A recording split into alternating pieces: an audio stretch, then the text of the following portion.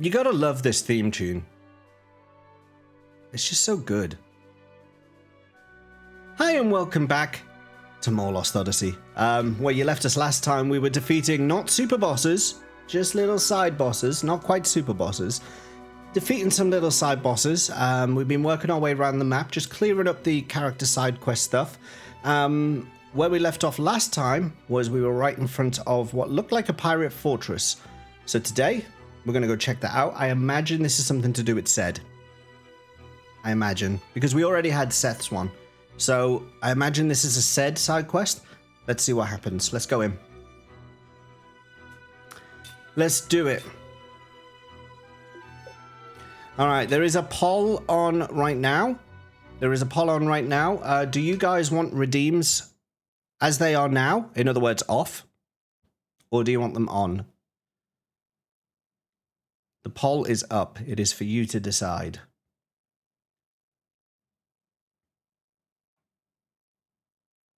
Okay, so we should be in the ship. Yep.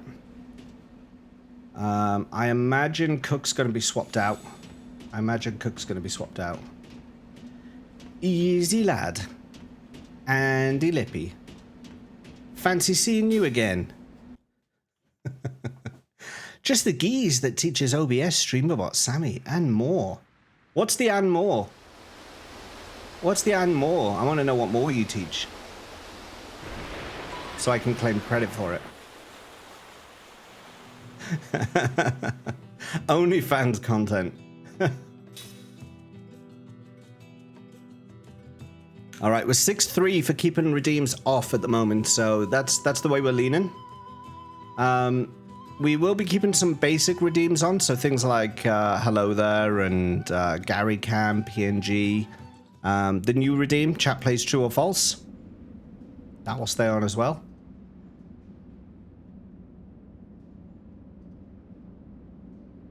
That's a ship.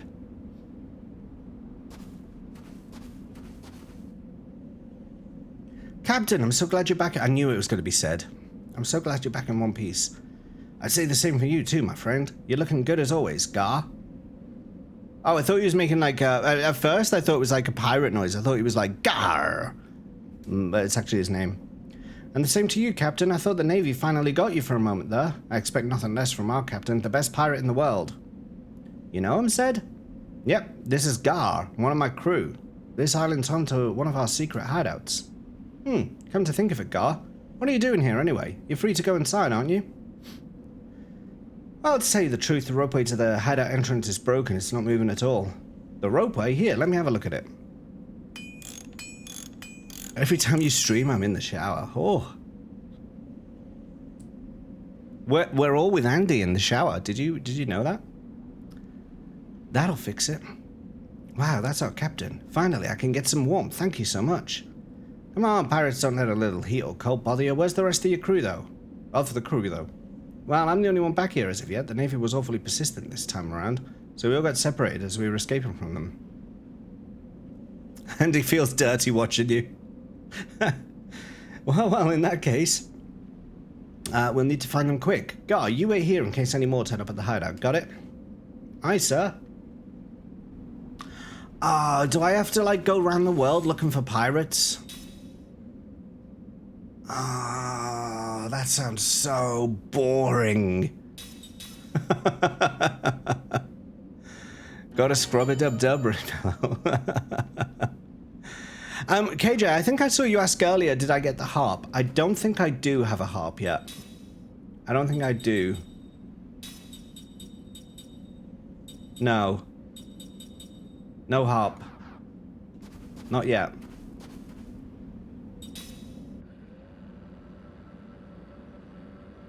That is one rickety. I would not go on that. For love nor money, no way.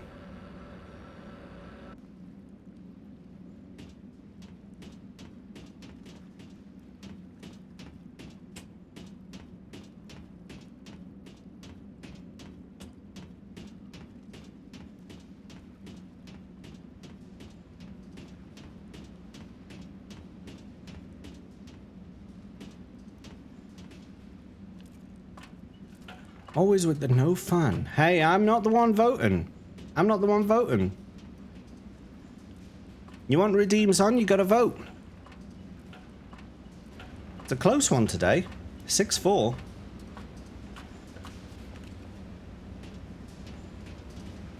Probe some pirate pots.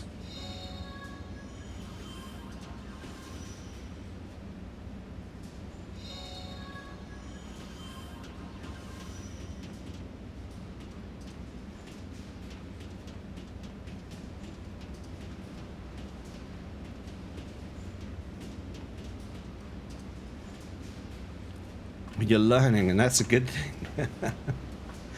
Always got to keep learning. Always got to keep learning.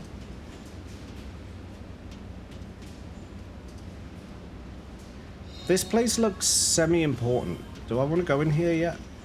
Let's just do it while we're here.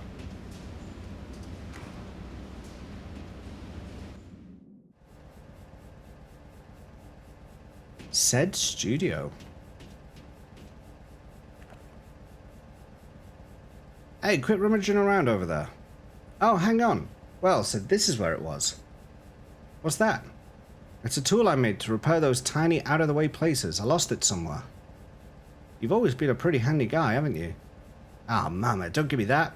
This workshop's better stocked than the research labs in most nations, if I say so myself. For example, with these tools and devices, I could whip up a magic-powered locator just like that. Level 3 magic-powered locator. And here it is. There isn't any reflective interference anymore, so it should be a great deal more accurate. We can find treasure on the seabed with this baby.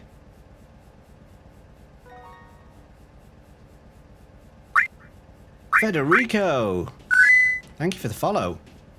Welcome on in. Feel like a new man when I roam someplace warm. You know all the treasures you looked for before but couldn't find? Well, I've gathered up all the info I can find on all of them. Got some info on our missing buddies too, but what do you want to hear first? Treasure info. Hello there.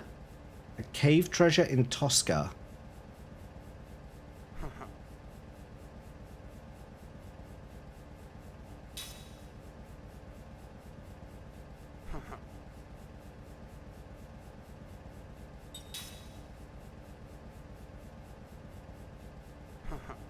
Oh, is he just gonna... Okay, so he's just gonna tell me the same one until I find them. Okay. Hello there, Federico. How you doing? Are you a Lost Odyssey fan? Why did he wait so long to tell you this exactly? Why indeed?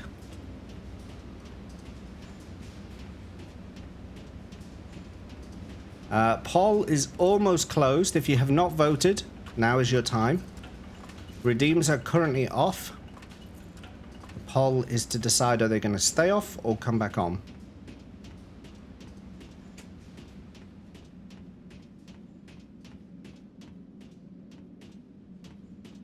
There's a penguin up here, look!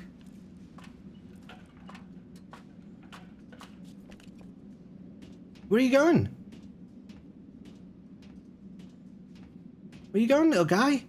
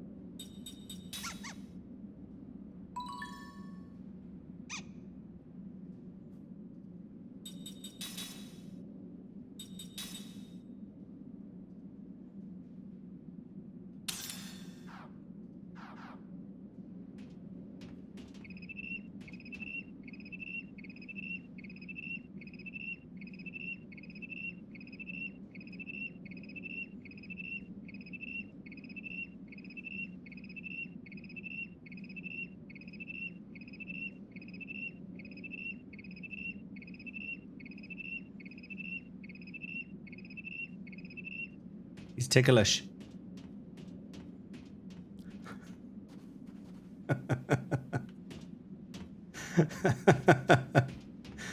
You all get so precious. I was tickling him. It's fine. He loved it. He loved it. He was having a great time. A grand old time, you might say.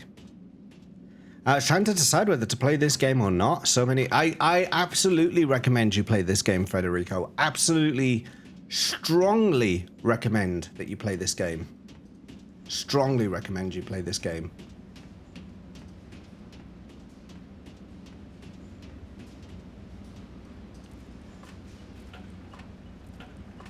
Imagine if that penguin turned into a super boss after 10 tickles. Didn't sound like he liked it. He was like, hee hee hee hee hee hee hee. He was fine. He loved it. He loved it. He loved it.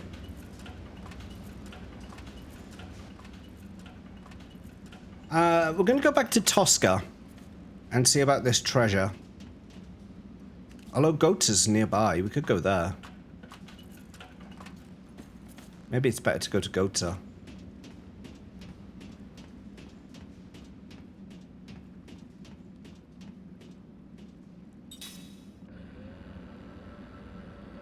Tentacles? Tentacle penguin?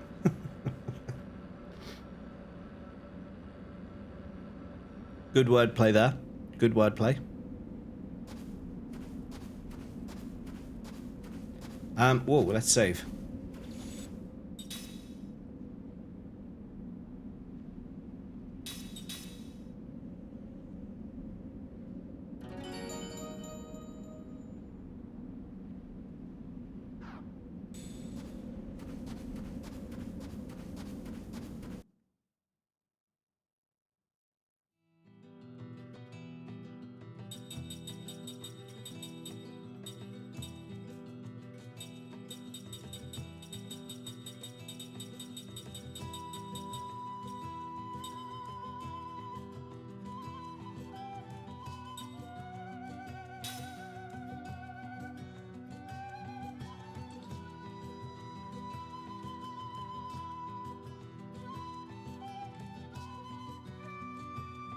The frozen city of Goatsa.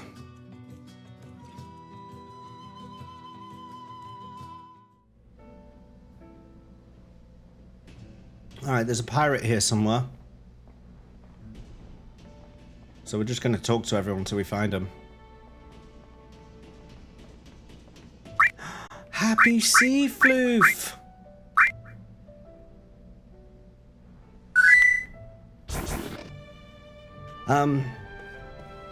So yeah, the edges of my tongue are like so sensitive at the moment, just because of that headbutt. Oh, YouTube, yeah, the YouTube folks will have just come back in. We're just talking about how my son headbutted me in the chin this morning and made me bite my tongue really hard. Are you a pirate? Oh! Wait a moment, aren't you the immortal who... Ah, whatever, I don't care about anything anymore. All my friends are gone. This ice took all those who didn't meet their end in the Highlands of Wall. If you really are an immortal, won't you go to the Highlands of Wall and bring back the keepsake of the Kent? If I had that in hand, at least I could feel that their deaths were worth something. What, you aren't actually going to listen to this guy, are you? You're going to have to let go, okay? There was a massive landslide in Wall. The battlefield was completely buried in mud. Maybe someone took whatever it is you're looking for during the battle. If that's the case, it'd be impossible to track it down. Besides, what happened was not your fault. Gungora's the one to blame. Him and his unstable ground staff. You should stop thinking about it.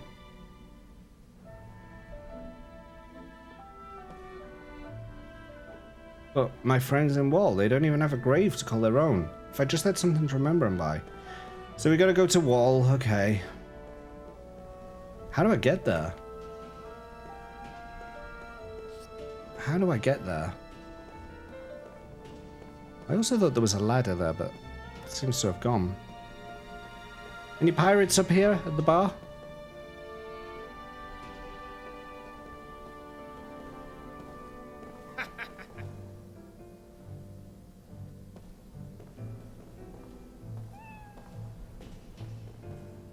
Pirates?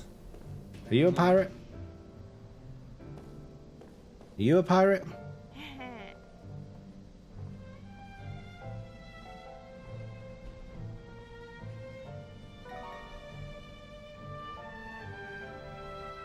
Didn't know I had a quest to do that.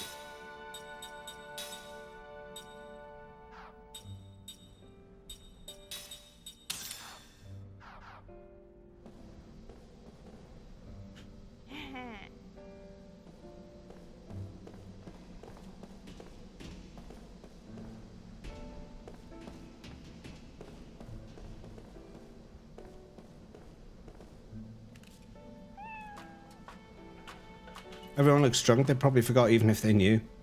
They're very upset because their city got frozen.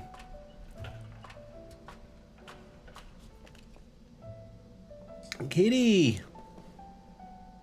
I can't pet that one though, it won't let me. And anyway, everyone in chat tells me off for petting things. Oh! You alright? Do you feel any pain? I'm fine, it's just the cold. I'll be okay with some rest, stop worrying about me. Alright. Let me just blow my nose.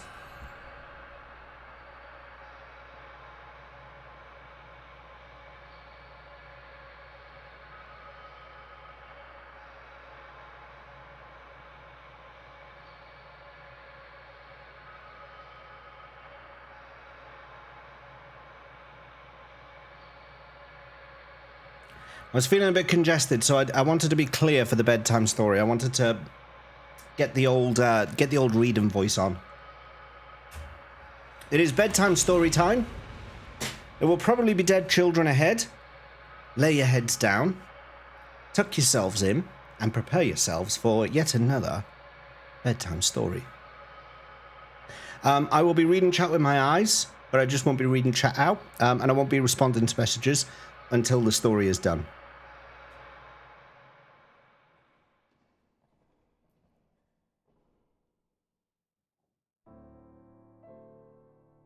This story is called The Ranking of Lives. Look at her. A terrible epidemic is ravaging the kingdom. The onset of the disease is sudden. Due to genetic or perhaps hormonal factors, it strikes only males. The victim experiences a high fever, a violent headache, and often a swift death. The disease does have two hopeful aspects. First of all, once an individual survives it, he need not fear catching it again. From then on, he has immunity. Secondly, an extremely effective medicine exists. If used preventatively or in the initial stages of the disease, the drug, a tablet made primarily from a plant that grows in the mountains, almost always results in a cure. Does this mean people can relax and that there is no need to worry? Unfortunately not, for an ironic twist of fate is something that life tends to thrust upon people all too often. The high-altitude plant used to make the medicine that is so effective in prevention and early cure is extremely rare, verging on extinction. In other words, there is not enough medicine for all the kingdom's subjects, only for certain people.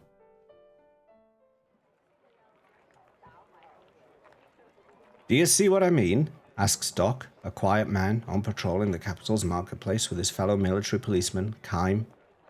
Sending his sharp gaze down one alley after another, Kime responds, "You're saying they rank people to decide who gets the medicine?" "Exactly," says Doc. "In deciding the rank order, they brand us as either subjects indispensable to the nation or other subjects."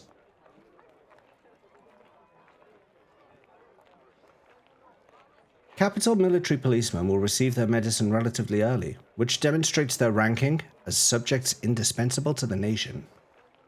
"I guess it makes sense," Doc goes on. "If all of us were to keel over, order in the capital would break down like nothing. We always have to be the picture of health as we patrol the city, right, Kime?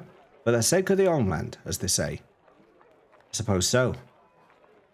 First the royal family gets the medicine, then the royal guards, third comes politicians, and then the financiers who run the country's economy, the police and the firemen, doctors, and finally us, the capital military police.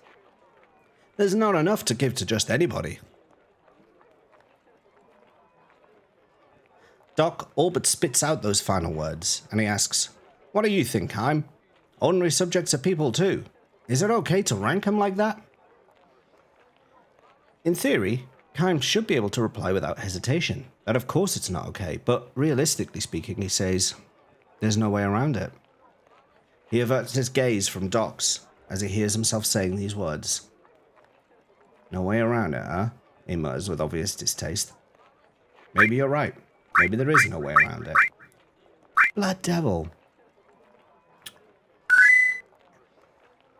Blood Devil, we're just doing a bedtime story. And then we're going to come back and we're gonna welcome you in properly with your raid. We'll be coming back to give you fireworks right after this story is done. We'll be right with you. Wolfcar, welcome in. Welcome in. Maybe you're right. Maybe there's no way around it. He sounds as if he's trying to convince himself. In fact, it does seem to be the only means open to them.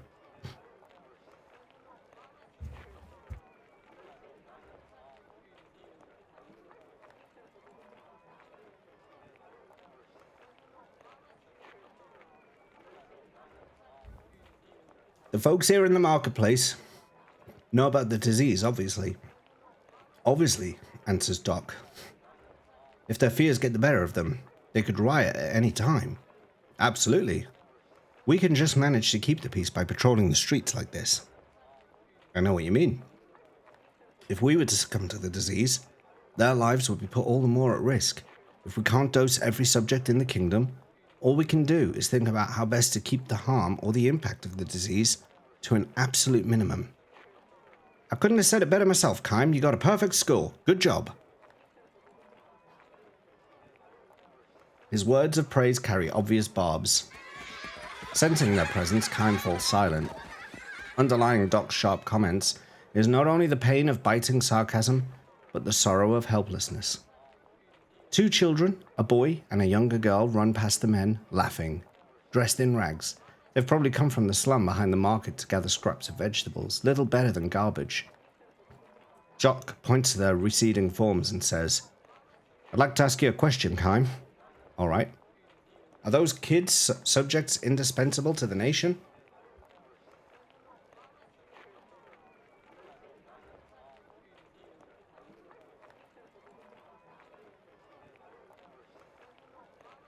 Oh, I'm really struggling tonight. I can't, I'm getting really congested.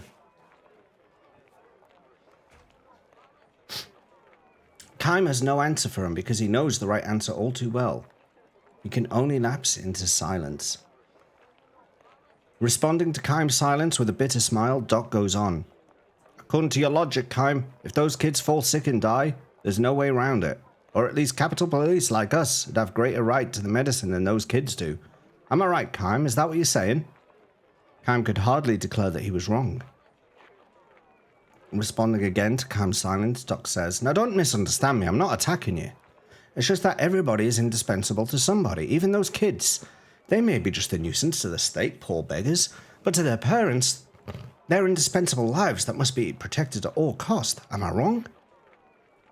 What a kind-hearted fellow, Kime thinks. Maybe too kind.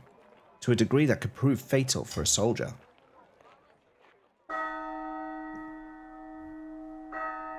From the direction of the castle comes the sound of the great bell, an emergency assembly signal to the soldiers patrolling the streets. The medicine seems to have arrived for them. Let's head back up, Doc pipes up, apparently emerging from his gloom. Let's be good boys and take the miraculous medicine that's going to save our lives and protect the kingdom. The sorrow-filled thorns sprouting from his words pierce Kime through the heart. It's the following day when Doc tells Kime of his plan to desert. I'm only telling this to you, Kime, he says when they're patrolling the marketplace again. I know the punishment for desertion is harsh. I'm not sure I can make it all the way, and if I'm caught, I know I'll be court-martialed and executed.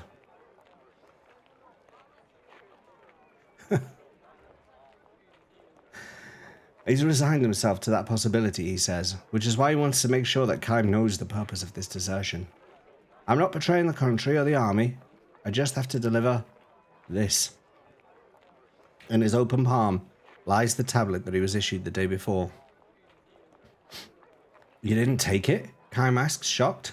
Nah, I fooled them, he chuckles, immediately turning serious again and closing his open hand. You're going to deliver this tablet. Uh-huh. Doc holds out his hand now, pointing towards the mountains south of the capital. At the foot of those mountains is the village where I was born. My wife and son are there. He's just 5 years old and he's been sickly since the day he was born. If he gets the disease, it's all over for him. So you're going to give him the medicine? Do you think it's wrong of me to do that? Transfixed by Doc's stare, Kime is at a loss for words. Suddenly, the gentle Doc's eyes betray a murderous gleam. I may be a soldier dedicated to protecting the nation, but before that, I'm the father of a son. And before that, I'm a human being. I don't give a damn about the kingdom's ranking of our lives, according to whether or not they say they're indispensable. I want to save the life of one human being who's indispensable to me. Doc's eyes take on added strength. They're bloodshot now, clear proof of his resolve. If I leave now, I can be back in the barracks by roll call tomorrow morning. I'll leave home as soon as I give him the medicine, so I'm asking you to do me this one favor. Don't cause any commotion until then. No, of course not, but I'm not sure I can make it, but I'm sure my boy will die if I just stay here. He'll pull through if he has the medicine. If there's even the slightest possibility of that, I have no choice. I have to take a chance. They'll kill you if they catch you. I don't care. I can die with pride knowing I did it to save the life of the one person most important to me. What if you get sick? All I could do is leave it up to fate. Doc smiles. Human beings can't do anything about fate, but I do want to do everything I can as a human being. This is why Doc has revealed his plans to Kime. One more thing, Kime. If they kill me, or if I get sick and die, I hope I could depend on you to visit my village sometime and tell my wife and son what happened. Make sure they know that I didn't desert because I got fed up with the army. I did it to save my son's life, which is something that's way more important to me than army rules. And even more important than my own life. He'll be satisfied as long as that message gets through, he says with a smile. Kime has no way to reply to this. Not that Kime fully accepts everything Doc has said to him.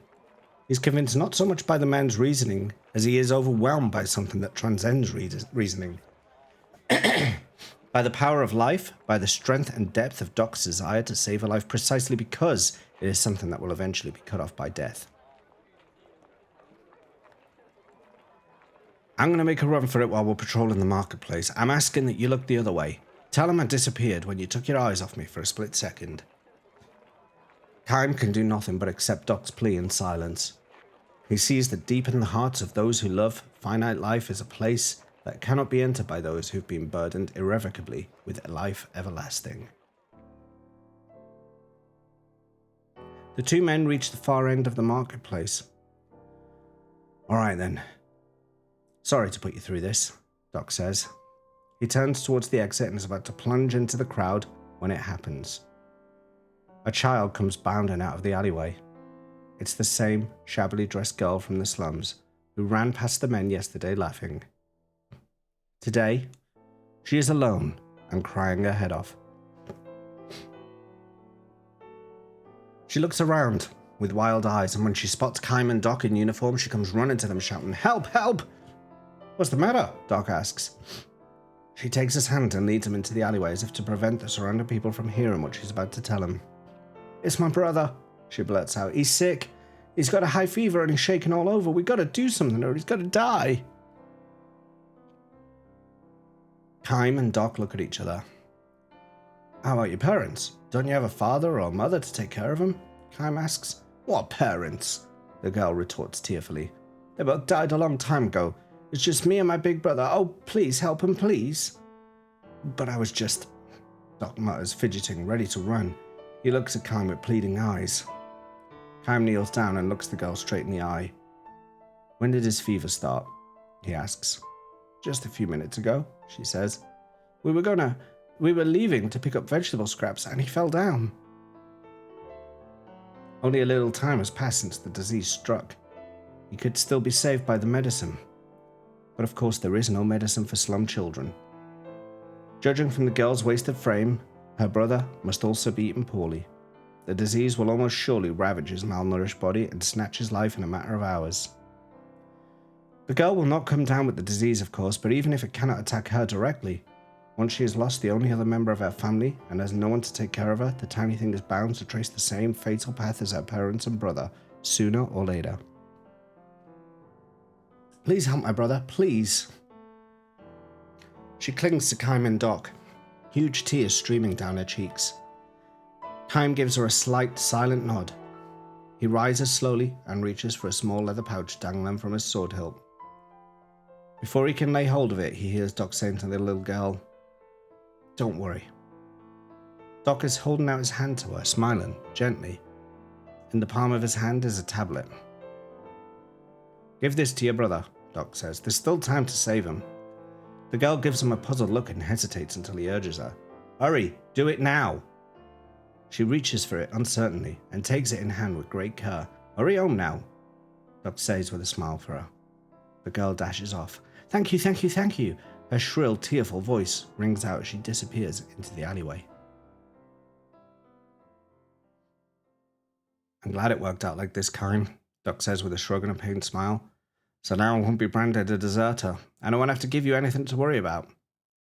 No, this is a good thing. He sounds as if he's trying to convince himself. He even nods deeply in agreement.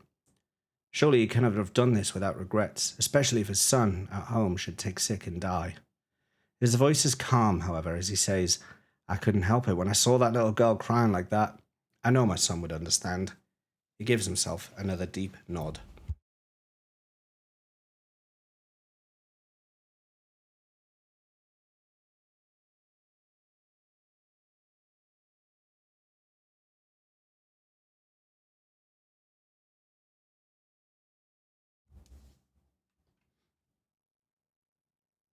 Still, Doc.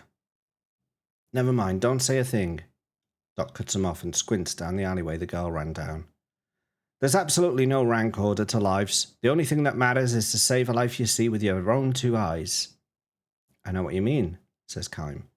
Just because I saved one slum kid's life, there's no guarantee he'll grow up to be a credit to the nation. Maybe all I succeeded in doing was prolonging the life of yet another drag on the state. Maybe after I get back to the barracks, I'll start thinking of other people I should have saved instead of him. On the other hand, Kime, he says, interrupting himself and turning to look at Kime as he considers yet another possibility. On the other hand, I look at it this way too. Maybe it's just a matter of innate human instinct to want to save the life before your eyes. Maybe we'll learn those other kinds of ranking later, for the nation, or for the people, or even for my son. I may have failed as a soldier or as father, but I think I did the right thing as a human being. Doc stops himself there and starts walking without waiting for Kime to reply. He may be trying to hide his embarrassment at his own tortured reasoning. Seeing this, Kime produces a laugh and calls out to Doc, as casually as if they were suggesting they go to a tavern for drinks. Hey, Doc. Uh-huh. You forgot this. Now Kime finishes what he interrupted before, reaching for the leather pouch tied to his sword hilt. From it, he takes a small pill. What? You mean? I didn't take it. Incapable of losing his life to a disease, Kime had no use for the medicine to begin with. Of course, he has no intention of telling Doc about that. Even if we were to try telling him that he's lived 1,000 years, it's not likely that Doc would take him seriously. You have a family, Doc. Lives you'd give anything to protect. That's a great thing. Now Kime holds out a hand with a tablet in it the way Doc did earlier to the girl. I envy you, he says with a smile. Wait, Kime, wait. I mean you. I don't have a family, he says, increasing the depth of his smile. Responding to Kime's smile with its mixture of loneliness and warmth, Doc silently accepts the tablet. Well now, would you look at that beautiful blue sky, says Kime. I think I'll just stand here a while, looking up at it, not thinking about anything at all. This might be a good time for you to run home to your son. Kime does as he says, looking up at the sky. Before long, he hears the sound of footsteps running across the stone pavement. Make sure you come back alive, Doc, Kime mutters. Kime strolls along, looking up at the blue sky until he disappears into the marketplace crowd. The end. That was a long story. Love these stories. Well, one moment. Oh, Cubby wants to get in. Come on.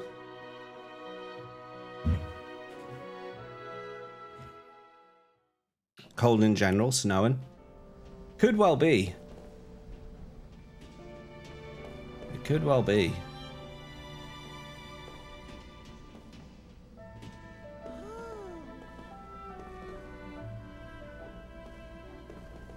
We're just looking for a pirate. Are you a pirate? No. Alright, I already spoke to you. Back over this way. Oh, let's talk to this walking guy.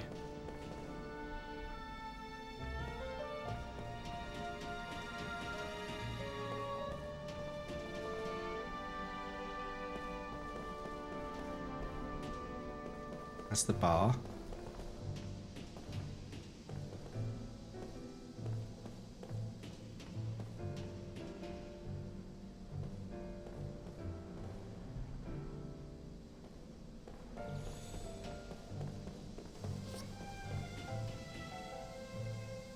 Somewhere there is a pirate. We will find him.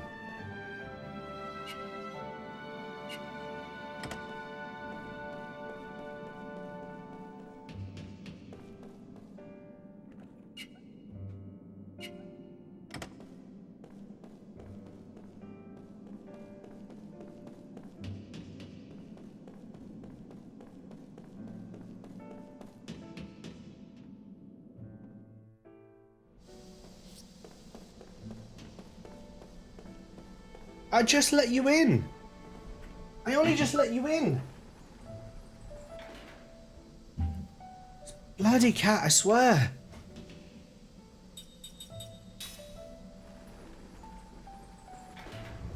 Haim's crack run still terrifies you on stairs. He's like, I gotta get it, I gotta get it. Stop yelling at Cabby. Well, she needs to behave herself.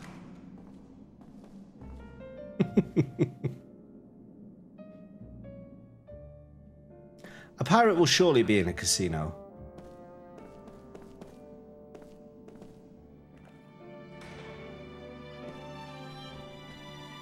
Pirate? Pirate?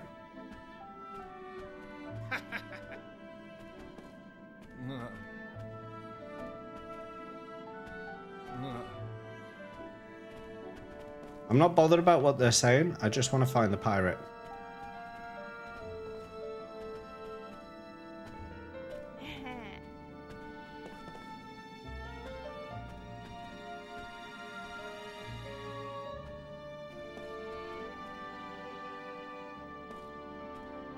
Shock boy, ooh ha ha. Everything looks frozen. How did that happen? Gongaga used Grand Staff to freeze the entire city.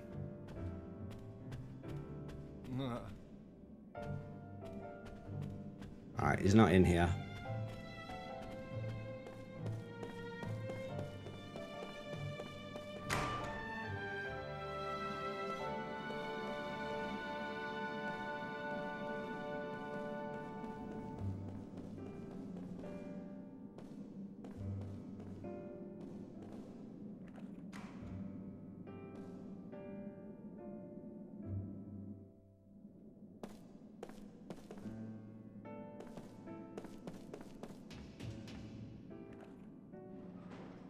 Recursive rope to freeze the city.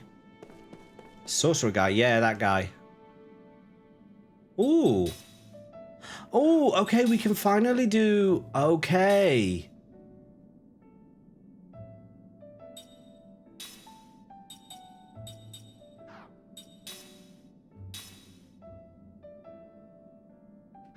Okay.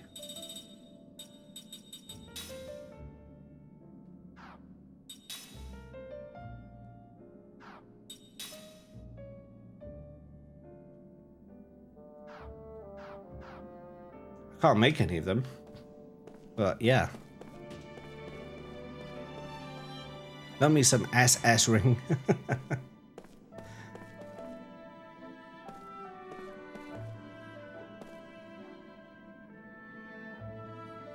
Oh, finally, they're selling to me.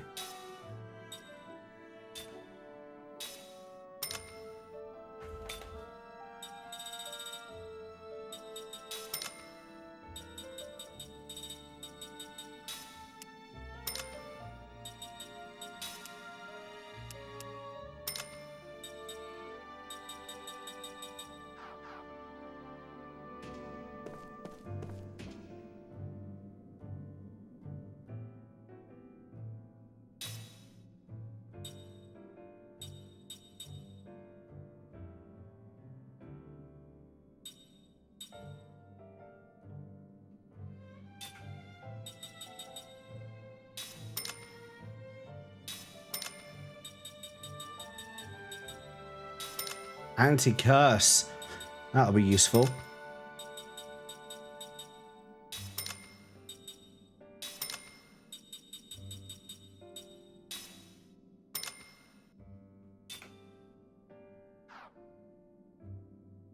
Okay.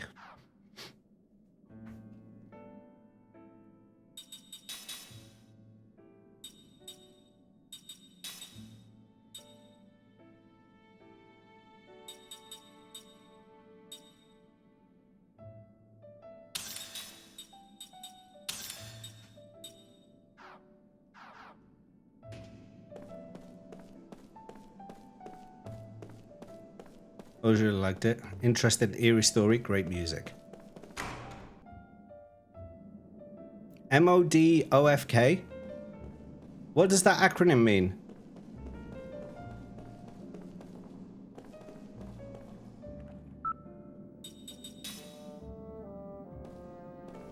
Why no, Vicky? She wasn't feeling too well tonight. Yo, happy Seafloof! Thank you for the gifted sub to no other than Bestie. To our bestie.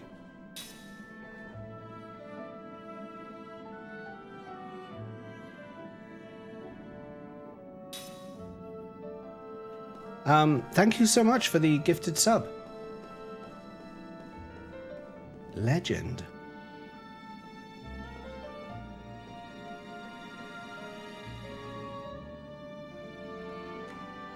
Seafloof support, so nice. Hope she feels better. Yeah, she will. She said she'll come on tomorrow. She said she'll be here tomorrow.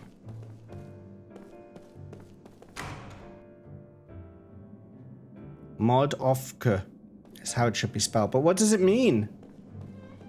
That doesn't tell me what it means.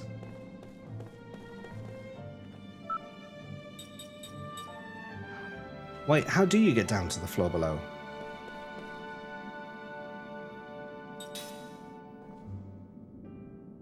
Oh, okay.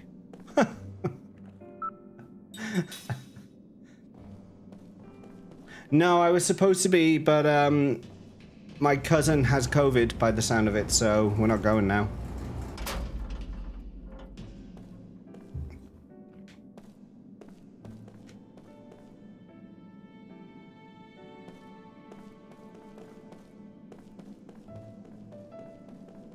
Yeah. So that's pretty good though. It means one, I can stream, and two, I don't have to go to London. So mobile mechanized organism designed only for killing. Ah, okay. Flying head dude. Flying head dude. Still no pirate. New living. No, you know what I mean. You know what I mean. You know.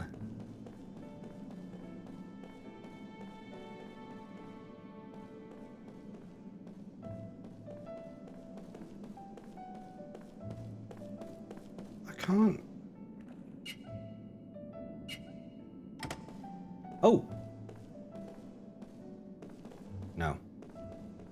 Cracked 8-bit, how you doing? Good to see you. Good to see you today. You haven't seen any pirates about, have you? We're looking for pirates today.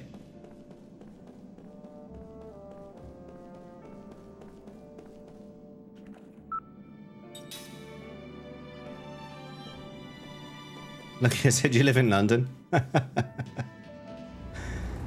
Doing pretty good. Yeah, I'm good as well. My tongue hurts from when my son headbutted me earlier today. Made me bite my tongue. Hello there. But other than that, I'm surviving. Cyrusborg, good to see you.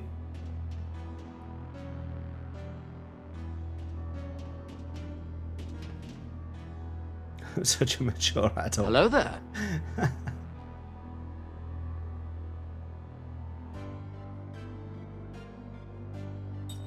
Huh?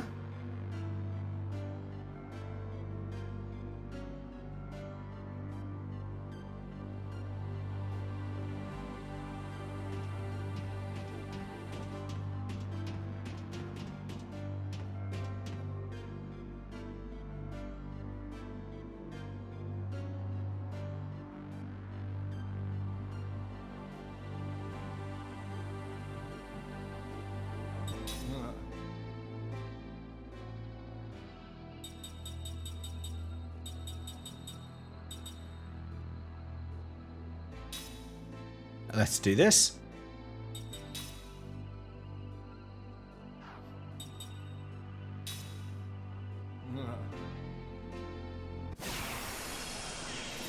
Slumberjack.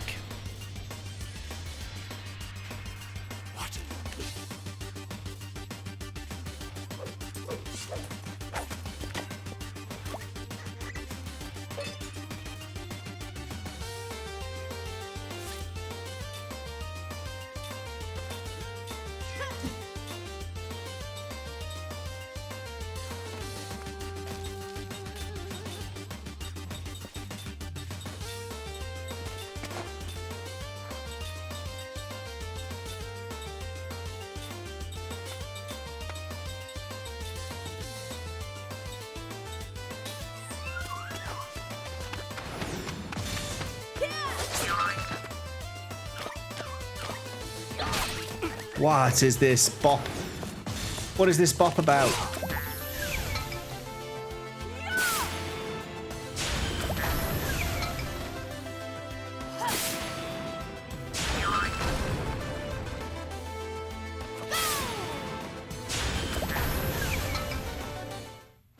That music didn't deserve to go that hard just then. Didn't deserve to go that hard. Recuperation for vacation. Burn off the recoup in 1 week. Oh no, Cyrus. There's your prize. Oh. Well, that means that you'll talk to me now, won't you?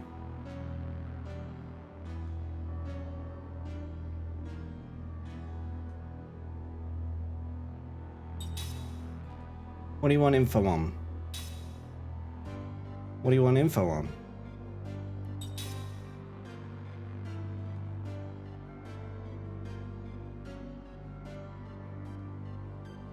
Oh, you know what? Whatever. I'll deal with that later. Let's save. This is the only thing in the game you didn't do. Did you just hear the battle music just then, KJ? It went hard. Gotta make my son a Kool-Aid. That's the way it be, Lauren. That's the way it be. Gamer. Wait. Palu? Penguin? What's the 2 stars for?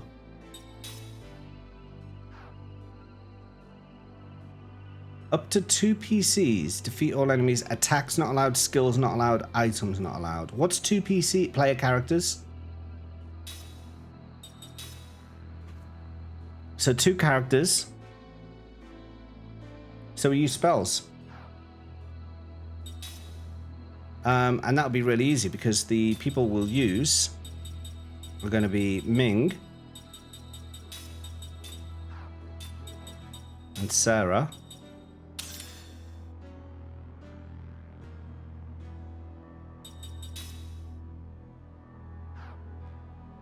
But first,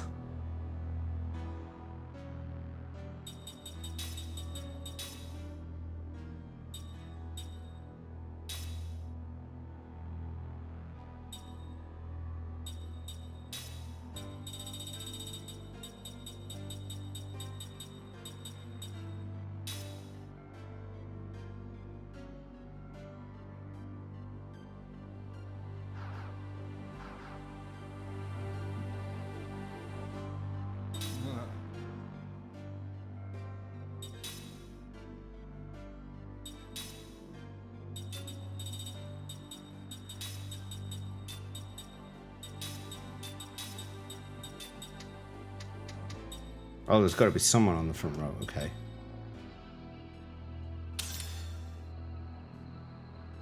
Only use 2 personal computers. Different battle music? Battle music's great, yes. All the acronyms today. I know, I know. Here we go again.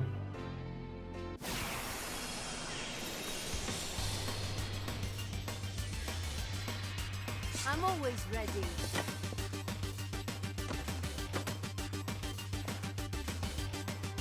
Ooh.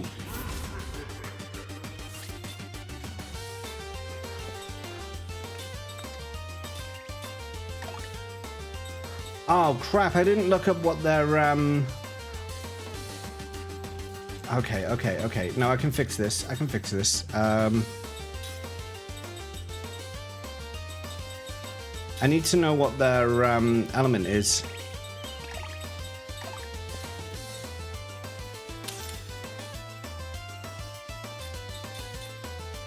Water, water, water. All waters, okay.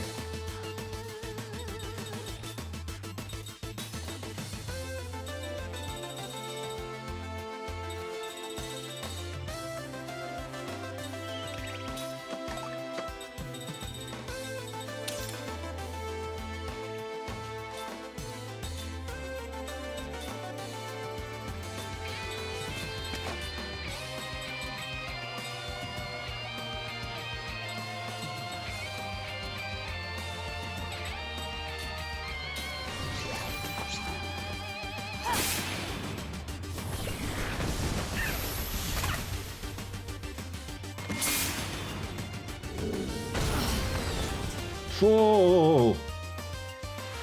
Oh no, I don't like this. Oh, I don't like this.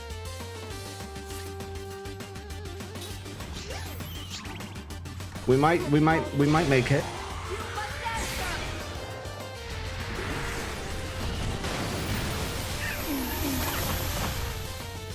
I did it! A perfect battle!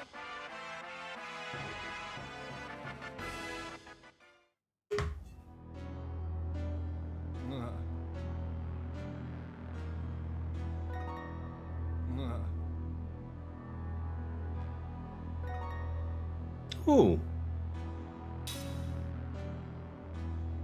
Was that a perfect battle?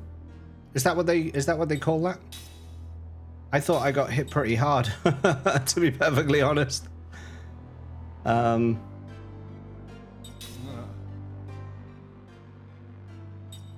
yeah, 3 stars.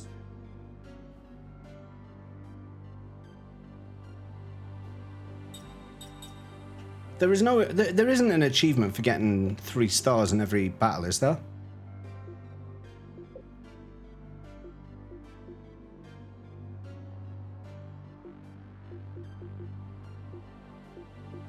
No.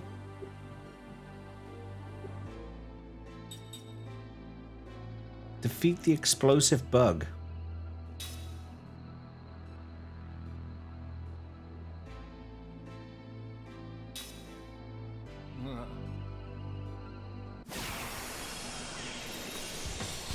Maybe I should have saved. Maybe I should have saved.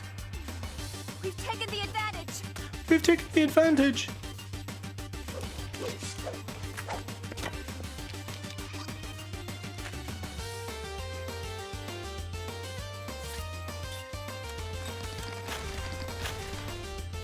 Ah.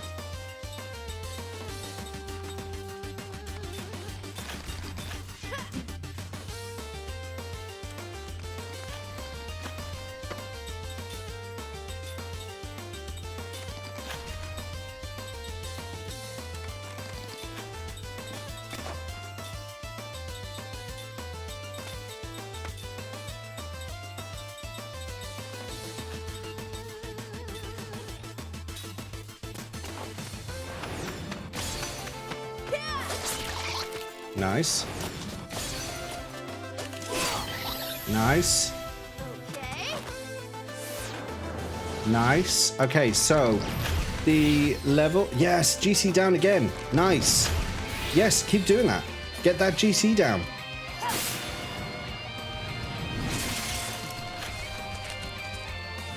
Good call. You must answer!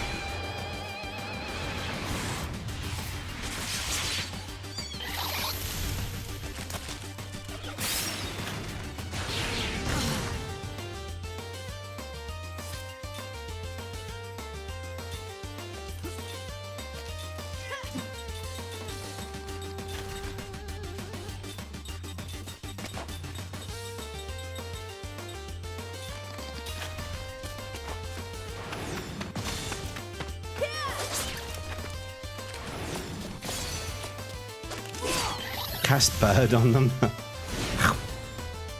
Where'd you come from?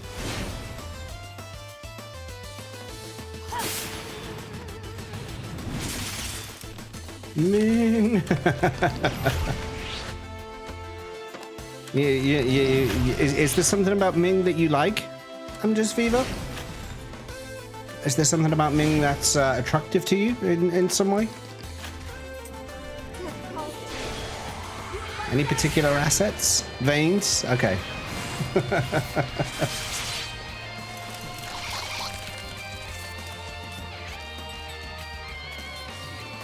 Oh, okay. No, okay, okay.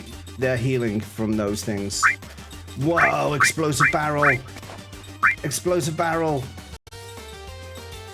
Yo, let me just get this attack lined up. There we go, that'll do us. Explosive barrel, what? Okay, all window, let's go.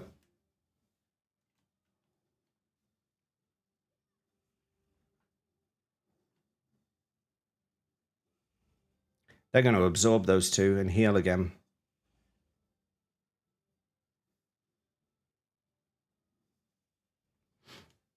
I don't think I'm doing enough damage quickly enough.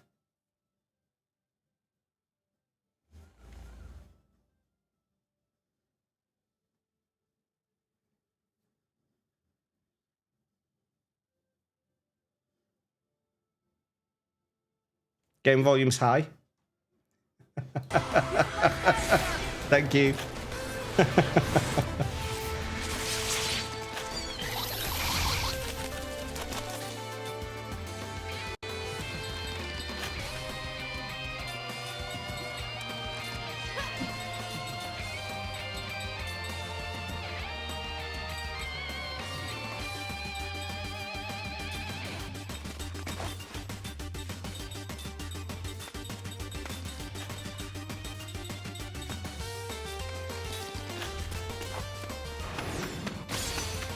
I think we got this.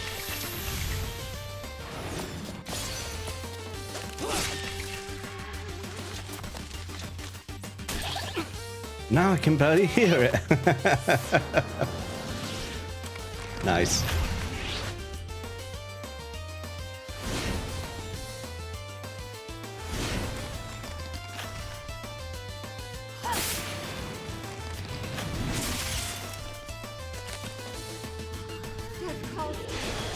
You must answer.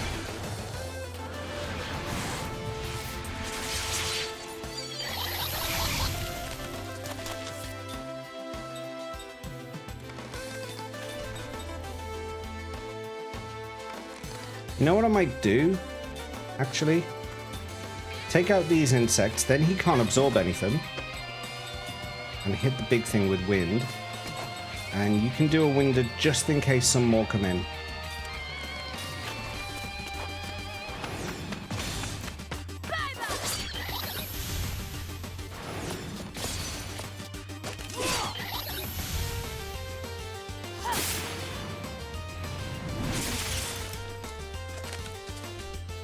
Yeah, you got nothing to absorb.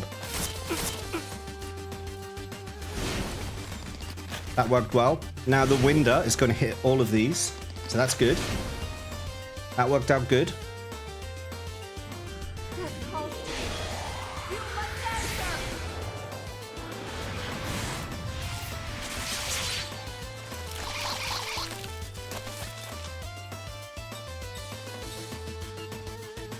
1571. Let's see if we can finish it.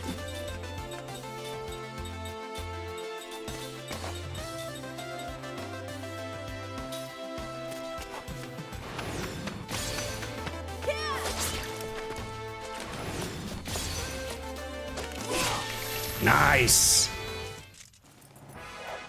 There we go. We got it. We got it. Victory. That won't be 3 stars. That won't be a 3-star victory. I love waking up at 2:30 p.m. I haven't done that in a long time. In a very long time. 10 power drinks. Oh, I did get 3 stars. Nice.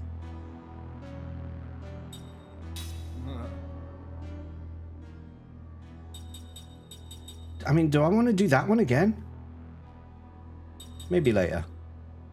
2 eyeballs. Hello Win there. within 10 turns. Defeat the evil eye.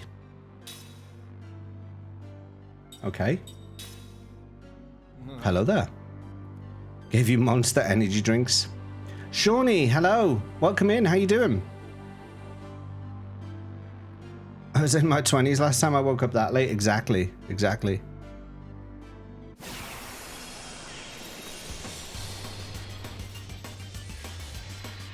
It's definitely been keeping you up. Oh, Palu. Not too bad, me. I've been complaining about my tongue today. My little boy, like, headbutted me right here really hard and made me bite my tongue. And so the edges of my tongue are really sore. It sounds like I've got a bit of a lisp because I think my tongue is swollen. Okay, so I've got to get this evil eye dead in 10 turns. 10 turns. Beast killer, machine killer, bio killer. Okay, so you've got the perfect ring for this. Go for the Cyclops, because that will bring in reinforcements.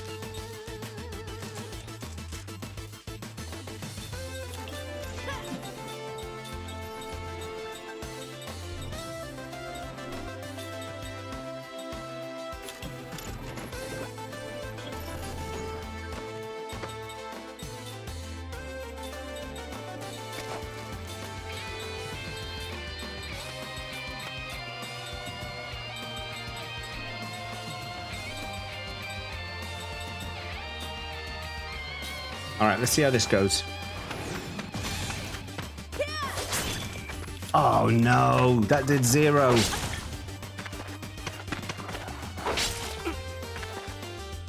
Oh no, he's paralyzed. Oh, this hasn't gone well.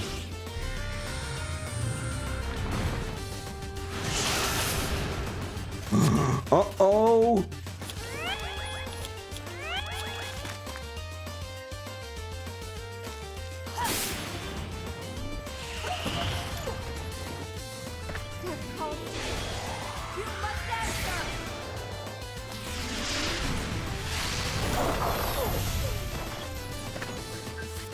Alright, if I ignore the Cyclops and just take out the dogs, that will get the guard condition down.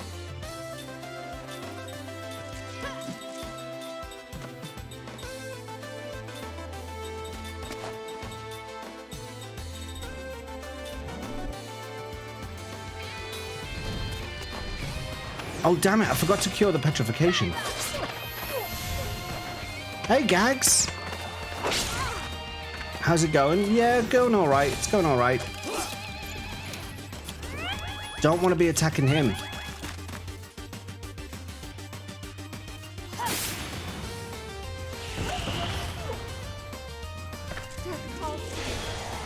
Defeat the evil eye by giving it the stink eye. Too much time at CEX, his tongue hurts.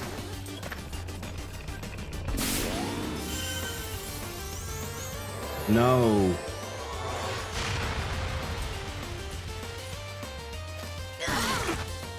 Okay, that was okay. That was okay.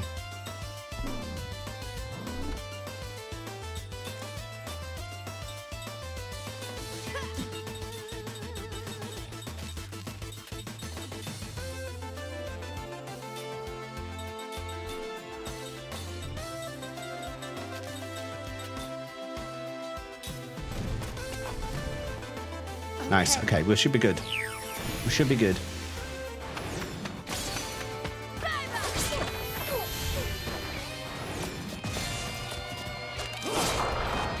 Nice.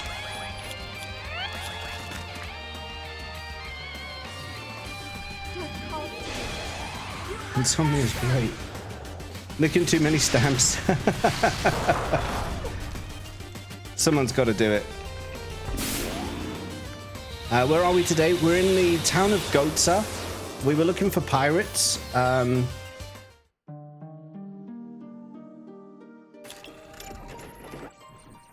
Oh yeah, I forgot about the petrification.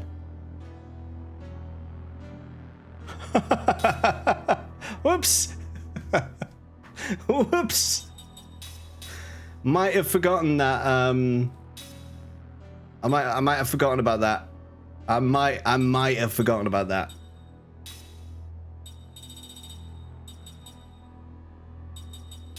Let's add some protection against that, hey? How about that? How about that?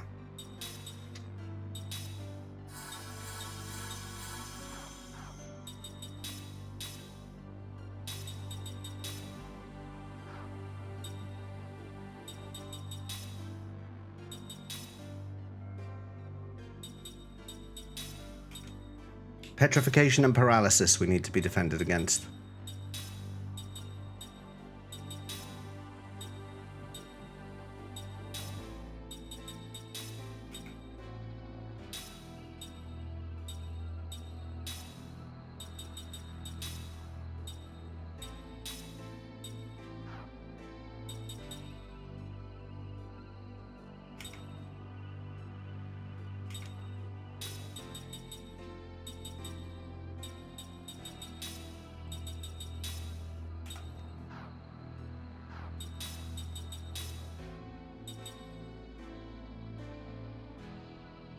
Alright, you can just be healed if it happens to you.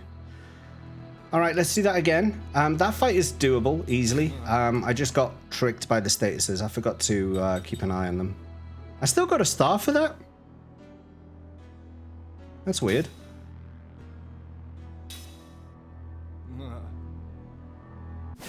No, the alarm guy you can't hit at all. He's a machine as well, so silence wouldn't stick. UK NTM is here. Insta-wipe, very reasonable. The game offers rewards for the effort. Yeah, it'll be good. Oh, yeah. So we were looking for pirates, and then I got distracted by the battle arena here. Because it's actually really cool.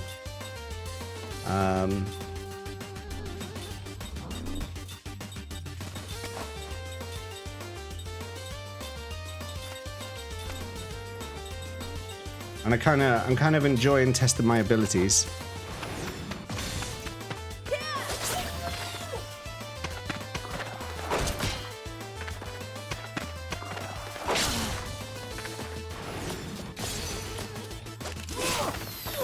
Nice.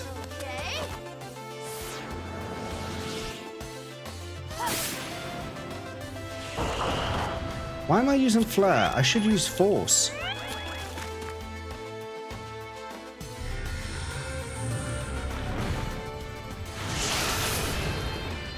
Alright, only Cook got petrified this time, so that's okay.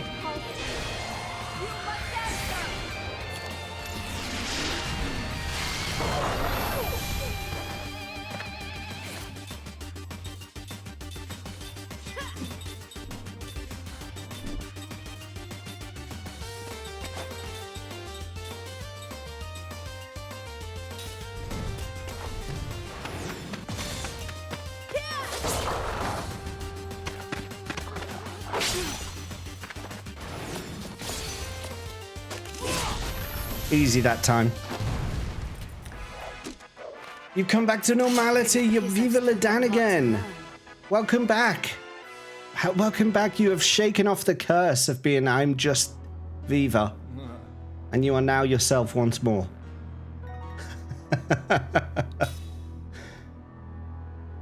Why didn't he like that fight? That was a spicy fight. I only got 2 stars for that one.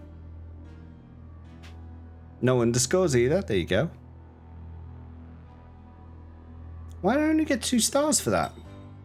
Weird how I got 3 for that one, but 2 for that one.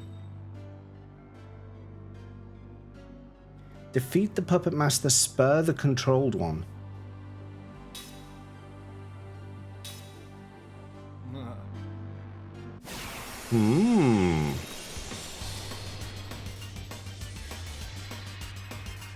Out of my way.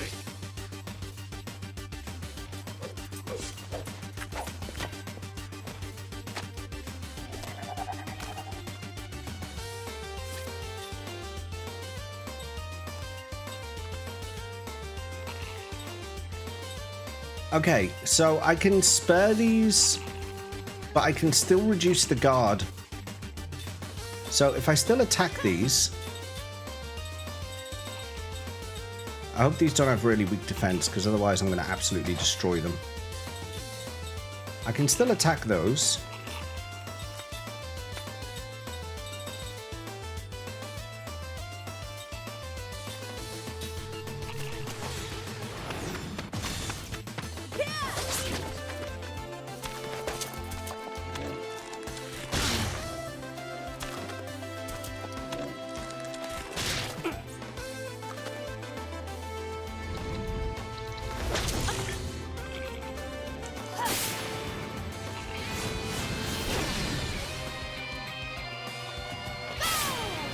because that reduces the defense of the back row.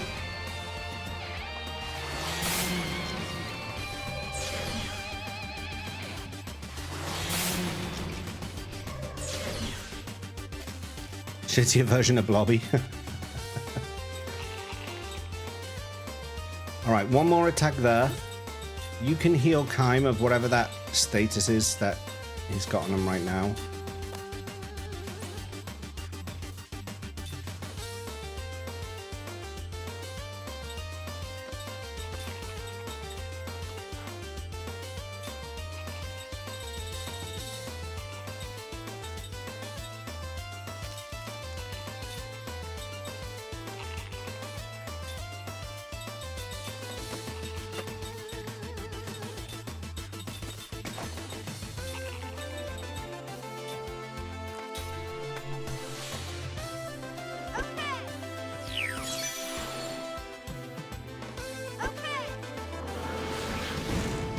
You healed him, you idiot!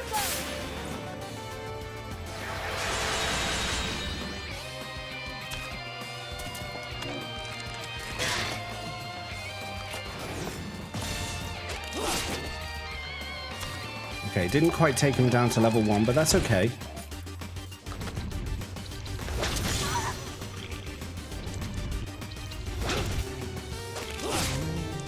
Nice.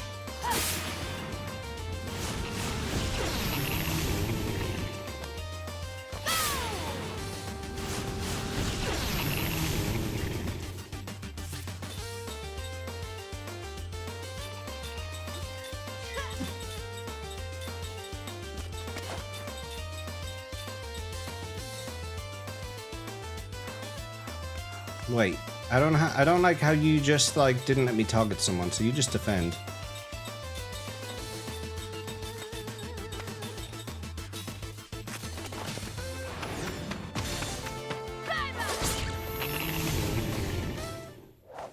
Done. Like taking candy from a baby.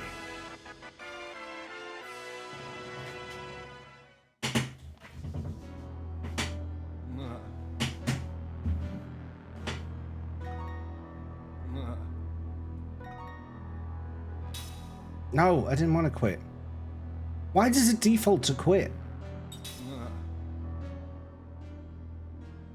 Okay. So we didn't get 3 stars in these, but I think we've done enough to maybe move on to the next section, which is the mediums. Yeah, it's quite nice. It's a nice change of pace. And at least I know what I'm doing here.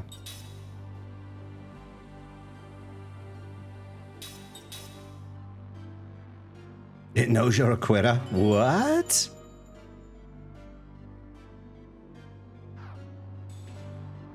I'm no quitter.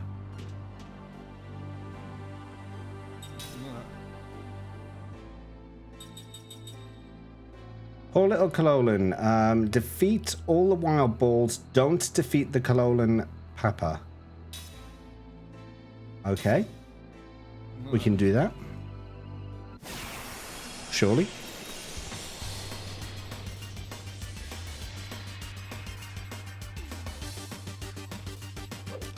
Don't overdo it.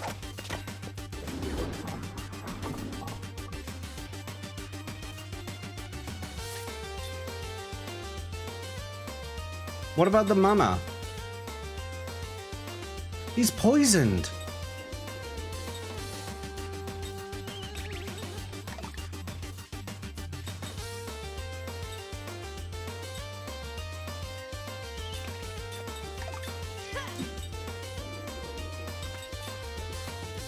Earth, weak against wind.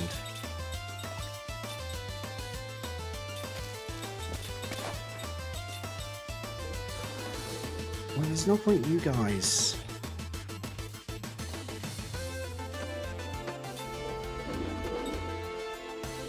You go for the mama, and you lot do the spells. So you do Aquara on the fire one.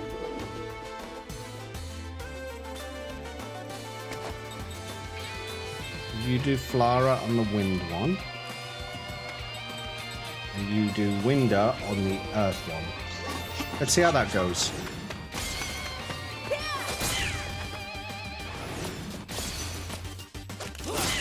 I didn't expect those to do a lot of damage then.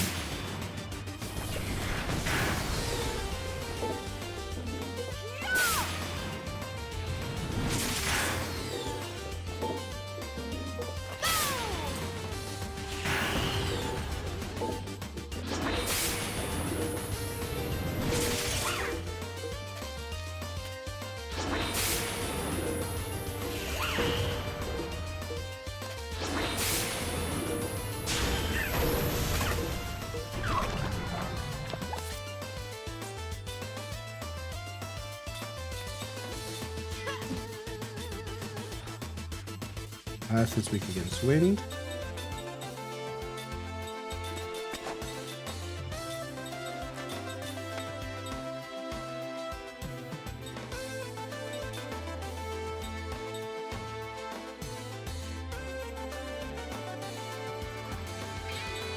Wait, I've confused that now. So wind is weak against fire. True or false? Honestly, that's so freaky when that goes off. Earth is wind. Do we have a mod in? Do we have a mod available to do a prediction?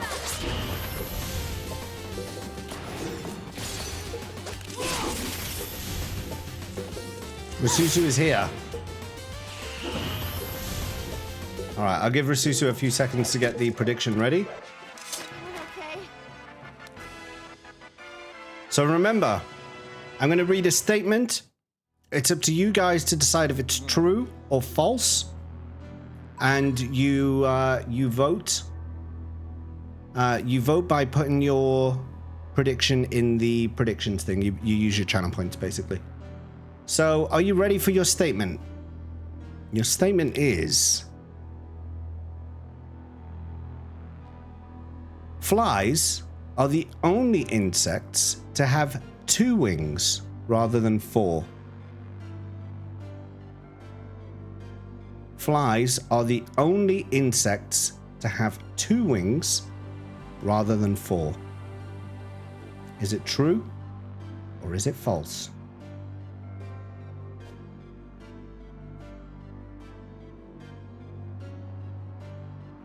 Can I call a friend? I mean, if you can do it before the prediction ends, sure.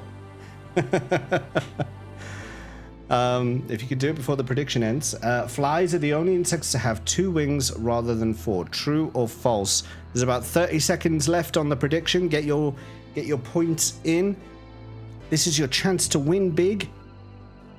Hey Ryu, if you put it in the prediction, pop your points in the prediction, and see if you can win big. I have a friend who knows a lot about bugs and stuff. Can you call them in 9 seconds? We're about to end 2, 1. Prediction is now closed. What did we end up with? We ended up with 4 people saying true, 6 people saying false. We have 9.3 thousand in the false side, 3.9 thousand in the true side.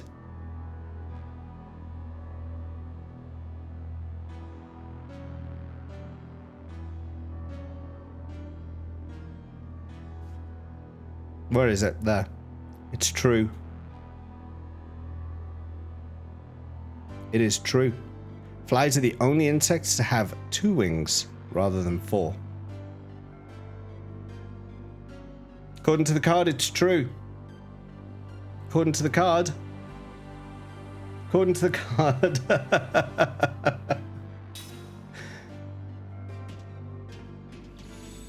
Oh, guys. Congratulations, winners. That was a contentious one. Fucking nerd over here. Thanks for the 4 points, y'all. Nice. You got it, Shark Boy. Nice. Congrats. It's such a ridiculous redeem, but I love it. Let's see. Art of Inner Sight. Defeat all enemies, dark status, and seal status.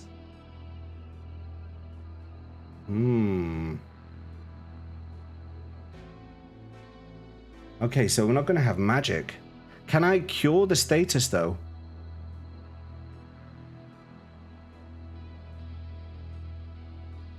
Mosquito, insect with 2 wings.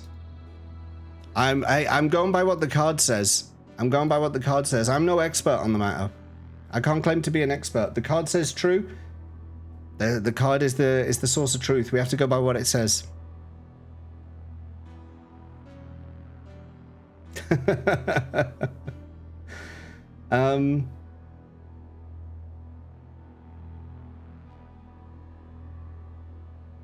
Truth of the card can't be that. Just the thirsty fly. Yeah, actually, would a mosquito not fall under the category of fly?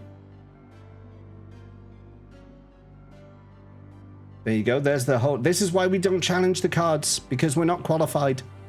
None of us are qualified.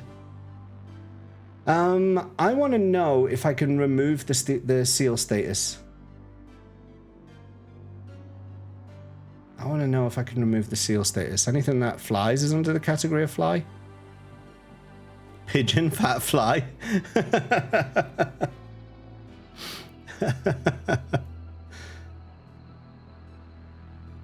Literally means 2 wings, but there is another order of insect which is evolved flight with only 2 wings. They're the only other organisms that possess 2 wings and 2 half halters.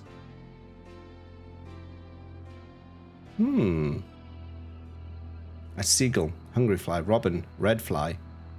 Only at certain times a year. Okay.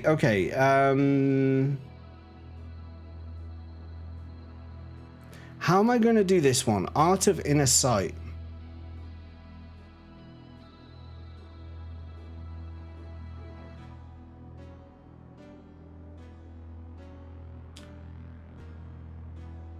Let's do a test fight. I want to know if I can heal the seal status. I just want to know if I can heal.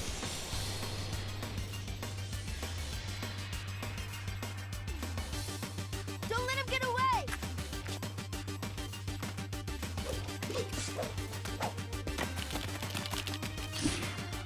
Wow.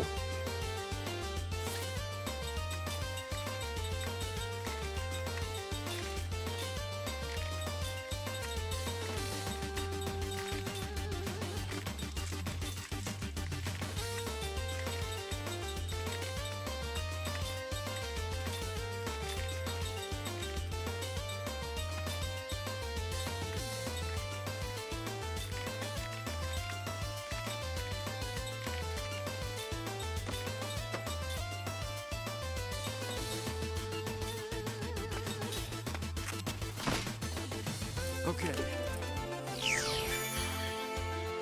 The answer is no. Oh no, the answer is yes.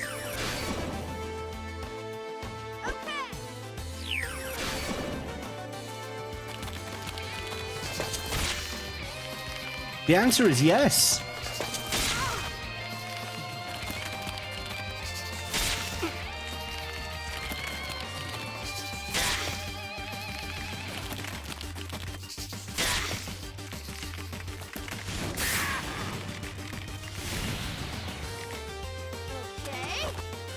You guys are all still talking about the flies. Oh god, what have I done with these cards, honestly?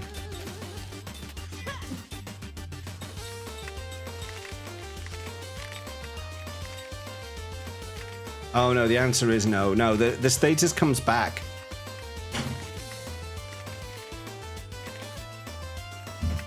The status comes back. Okay, can I can't exit the fight.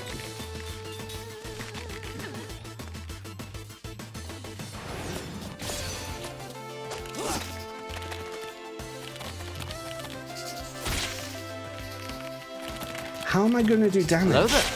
Hello there, Octogeisha, welcome. That took all my points, I'm peeved. Yeah, you have to build them up again. Hey, Rasusu, no worries. Thank you for the luck. Thank you for running the predictions today. I'm your biggest Appreciate it. Lady Win, thank you for being my biggest fan.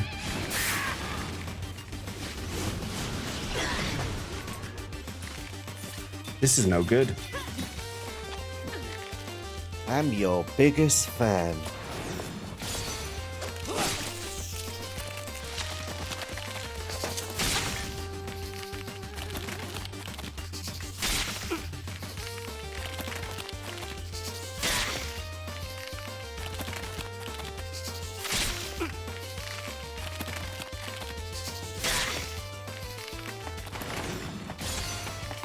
What if we had defense?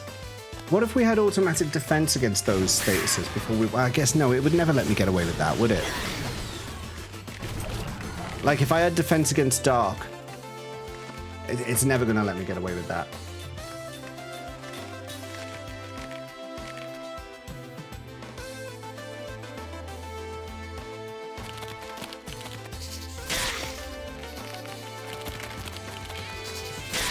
Your light should be pink and yellow. If I do yellow lights, though, it just looks like normal lights. Sharp Boy, thank you for the sub. Yeah, yellow lights just looks like, you know, it loses the stream magic, if you know what I mean, Gags. I can't get out of this fight. I might just see if I can kill myself. It is legal. No, I can't target myself.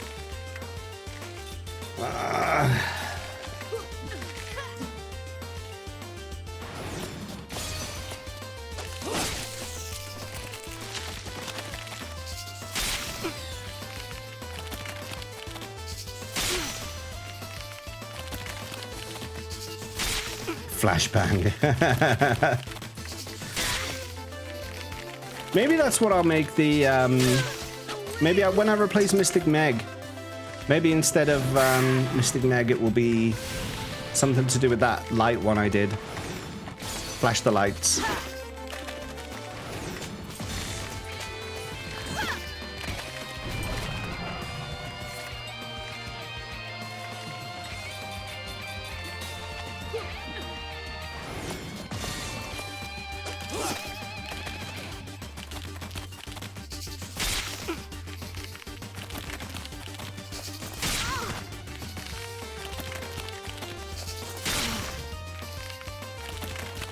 Can I not reset? Oh, but I don't think I can't remember if I saved or not.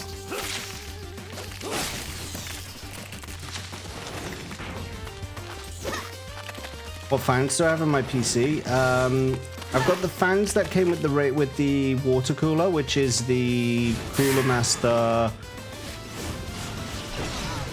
something. And then the rest are just the stock fans that came with the case.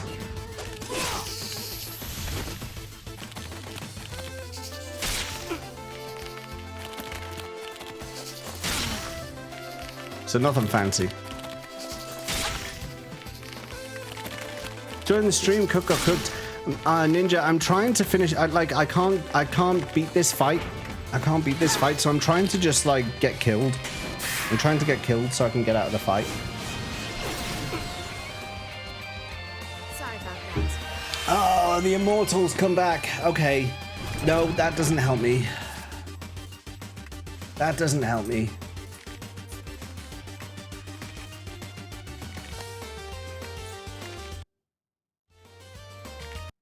There must be a way. There must be a way. Is there... I'm looking in the manual for a soft reset. Is there a soft reset?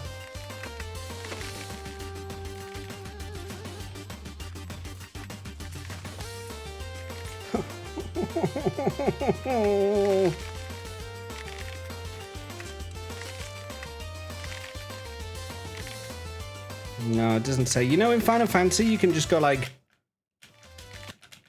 That doesn't work. All right, we're gonna have to swoop around. We're gonna have to do this. We're gonna have to do it this way around.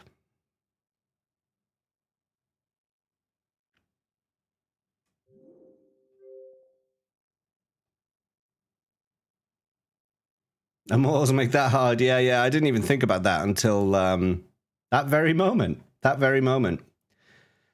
You can open your main menu with the Y button, choose system option, and quit the game from there. You can, but not when you're in battle. Not when you're in battle.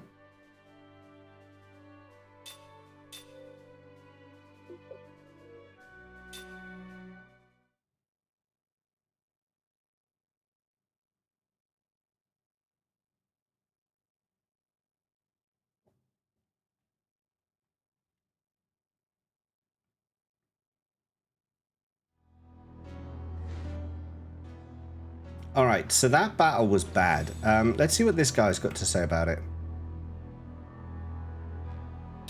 No, oh, come on.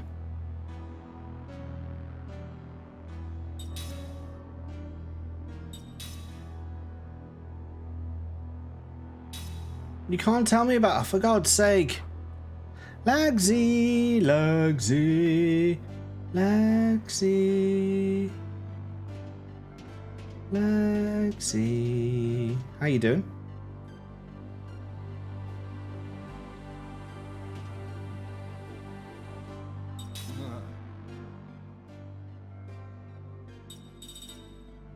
All right, so we're still on this one.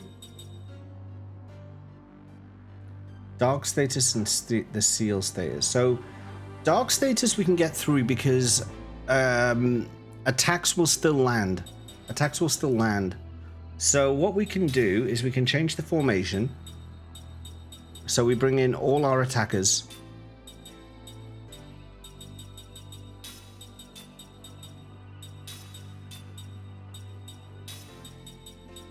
And we put them all on the front row.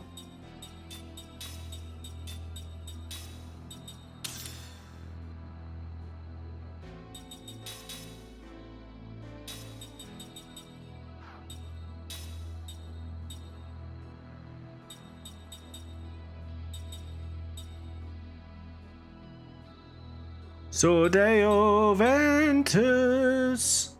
What do you need my help with?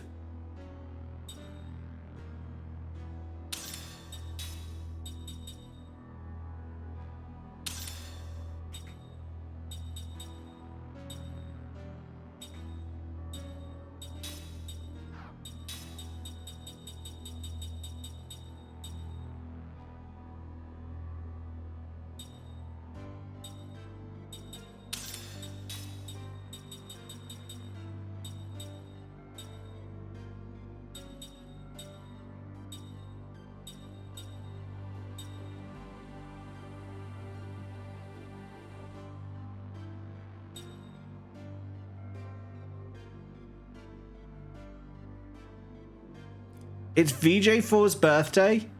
How dare he not say anything? He's been in here. VJ4, I summon you. Laketa, you might want to close your ears.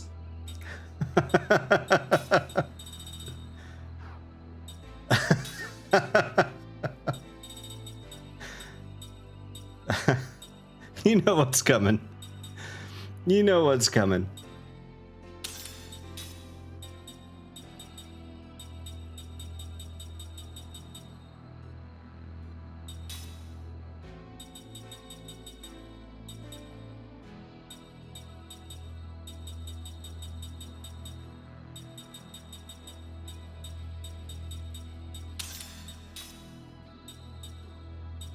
Have you got rings that are just for you?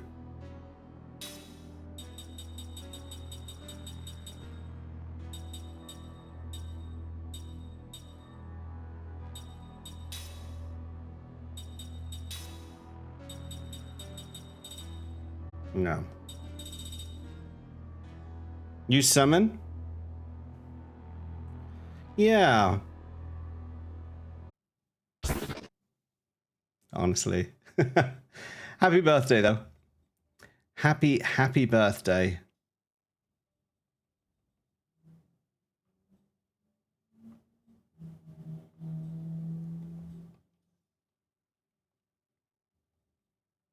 All right, I think we got everyone equipped. For skills, you know, I think we're pretty much there. Let's save this setup. Every 5 seconds, not even an exaggeration. It's awesome. James sucks. Hot Scuzzlebutt, my OG supporter. How could you turn on me like this? Such betrayal. I've never felt so betrayed. Oh, Scuzzlebutt. Oh, damn. No, I did want to do something. I wanted to add combo. Ah, you idiot. I forgot to do that. Max got combo, though, so he can still do it.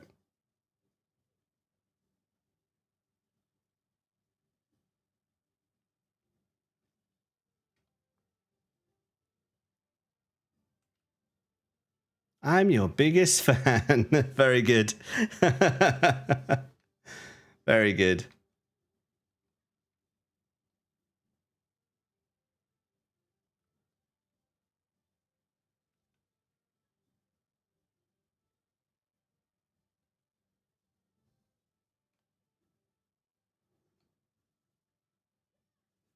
Nice. I'm your biggest fan. Nice. Justice for Cubby. Cobra, thank you for being my biggest fan.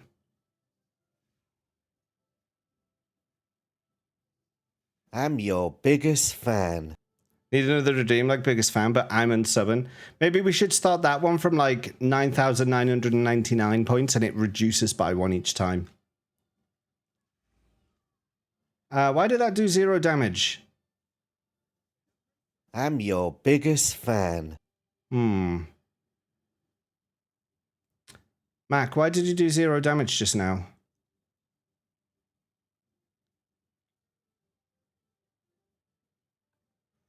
Okay, they are... Let's try that one.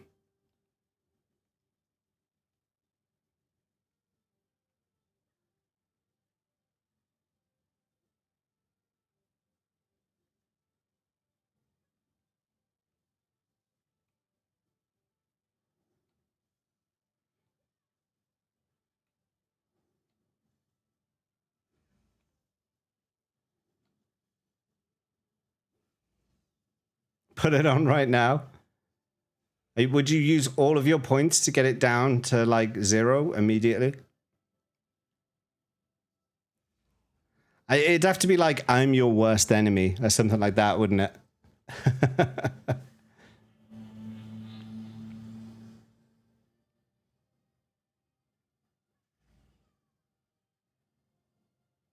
I'm your biggest fan.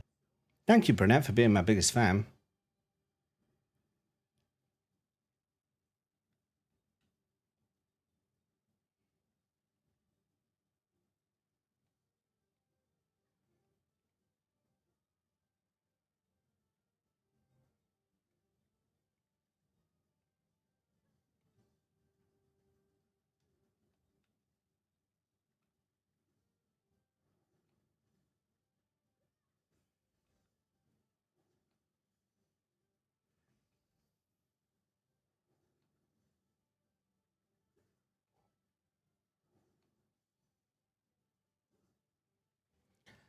%50 hit rate at the moment.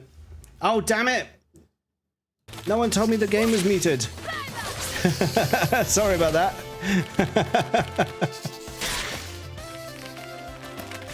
Have something where chat spends points to push a slider to the left or right and the price increases for each redeem. Oh, I missed the message earlier. It was my fault then. James, the game was muted. Thank you, Reyes. I'm glad someone's on my side.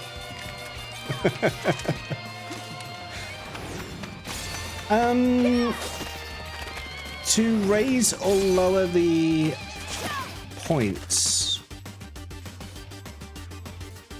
Interesting. Could that be done? I don't know if it could be done.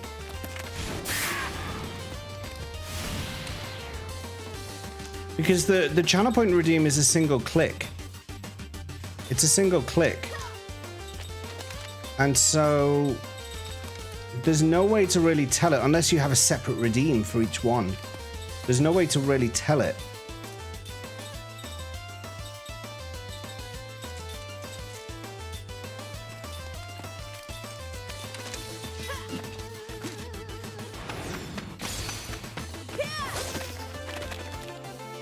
Okay. If you win, you win. How is everyone today? Pretty good, thank you. Making some progress. I'm your biggest fan. God, that seems to have come around fast. Give me a mo.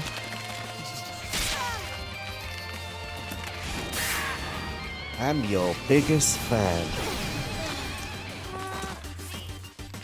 Mac just died. That's irritating.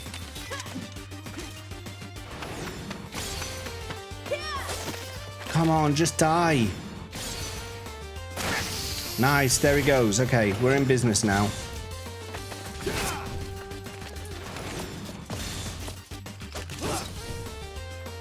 Okay, Shark Boy just redeemed true or false. Do you know what I've realized? I think that there's a pattern to these, so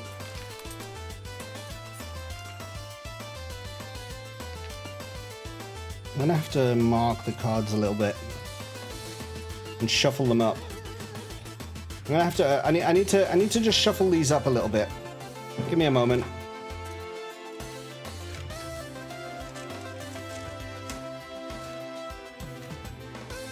I need to shuffle them up because there's a bit of a pattern. Oh my god! I just dropped loads of them on the floor. Oh no! Well, that'll shuffle them, won't it?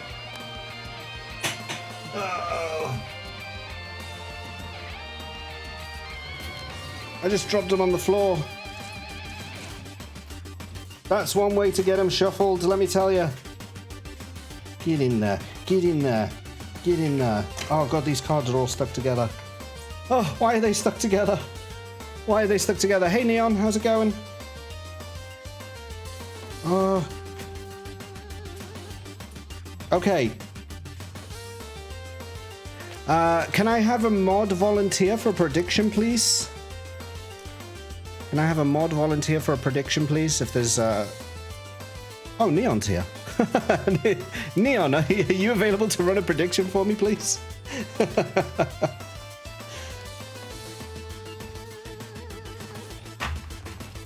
Why are you telling your below there to get in there? Oh, wouldn't you like to know, Neon? I'm shuffling some cards at the moment, and I'm having a bit of an existential crisis with it. Okay. So, for those who don't know, for those who may have just come in, we have a new redeem called True or False. In that redeem, I'm going to read a statement from a card. There is going to be a prediction that comes up which says whether that statement is true or false. You guys get to bet channel points on the outcome of that redeem. YouTube guys, we'll be right back with you.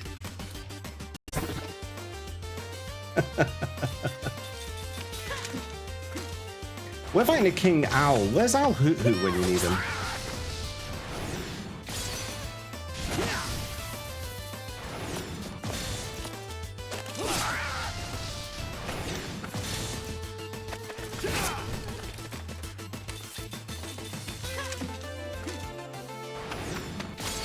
Come on. Nice, we got it. Whew. Hey up, kid. Neon, what progress did you make today? I know you were doing a lot of grinding. Did you manage to achieve what you wanted to achieve? Let's see what the next fight is. The Mantilus's return. Defeat the Mantulus. Oh no, is the Mantulus that dirty snake? Is it the dirty snake?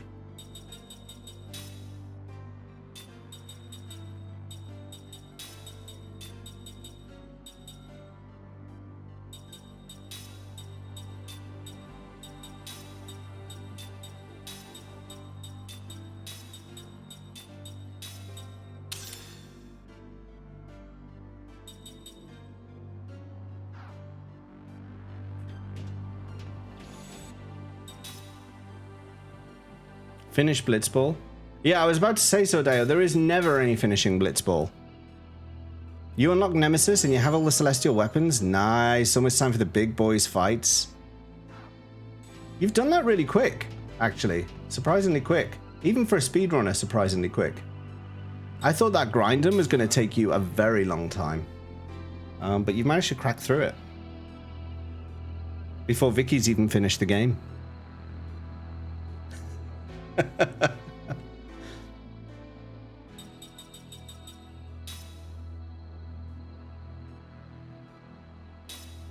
This might be I'm not sure yet. We'll see.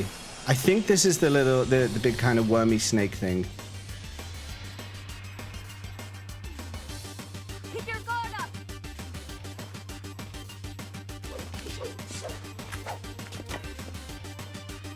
Oh no, it isn't. Well, how is it returning? I've never fought these things before. Water, water, water, water, water. Okay, so they're all water-based.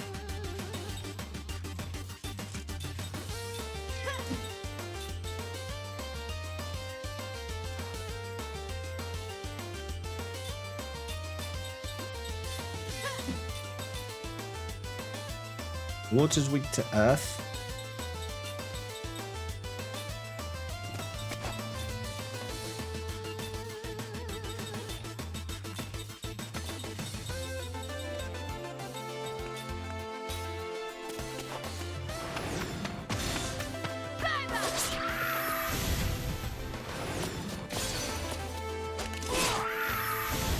Flat snakes with legs. It's the things on the boat that... Oh, yeah, you're right. You're right, Laketta, thank you. Yeah, I remember now.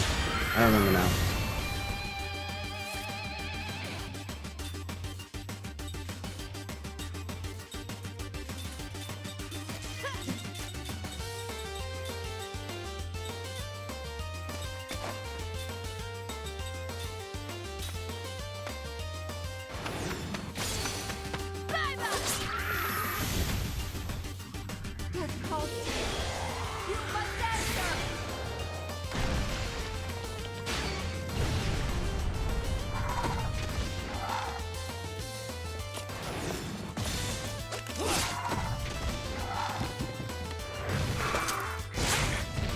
Okay.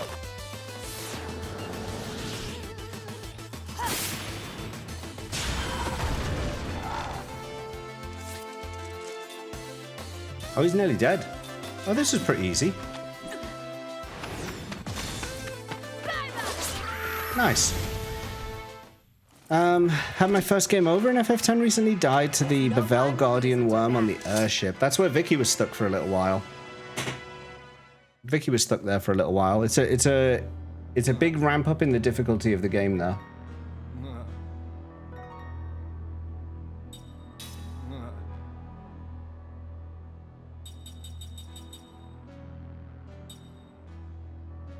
Tolton only?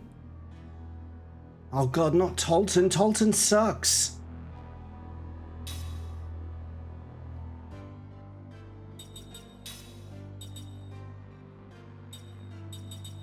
He's only level 39.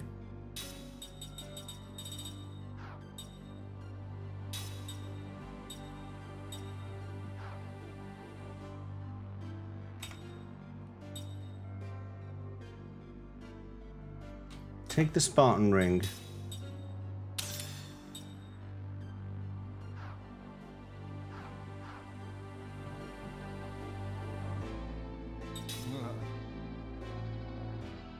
Justice for Tolton. No justice for Tolton. He's an idiot.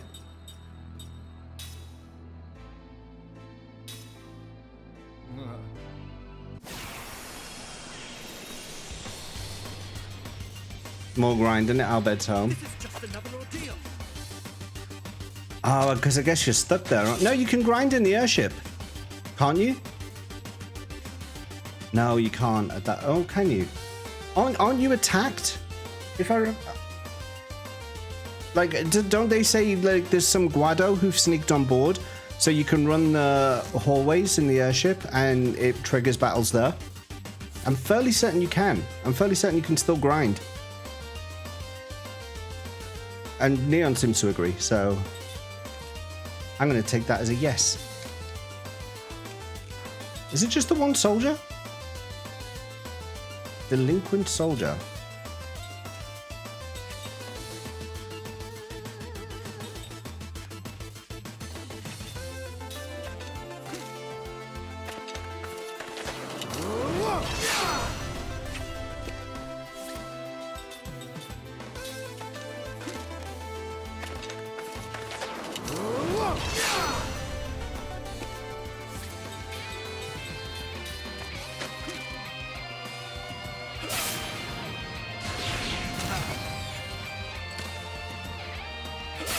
What? Beware my blade. That did a lot more damage.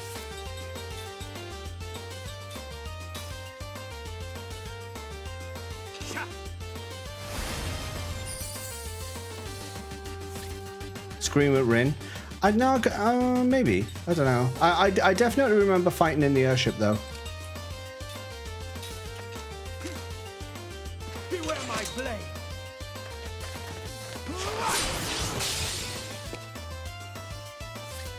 What if I just attack? Oh no, that does terrible damage.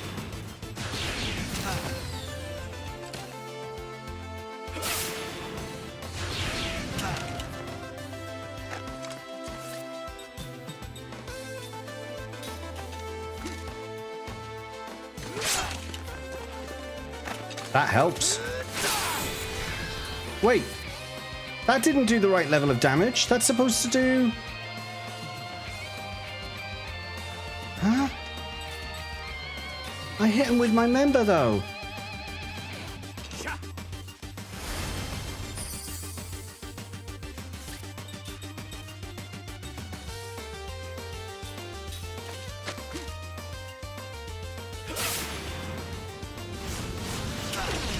Need a bigger member. No comment.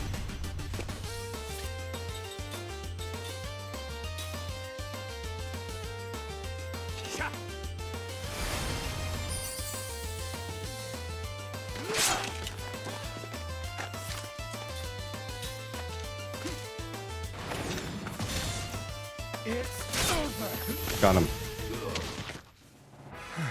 This victory's food for the soul.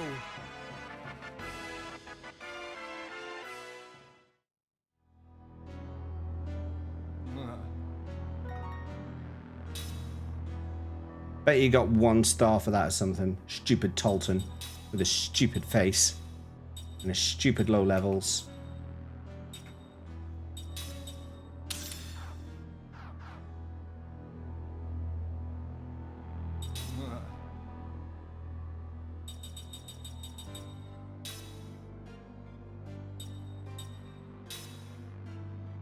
Just defeat all enemies? Fireworks night?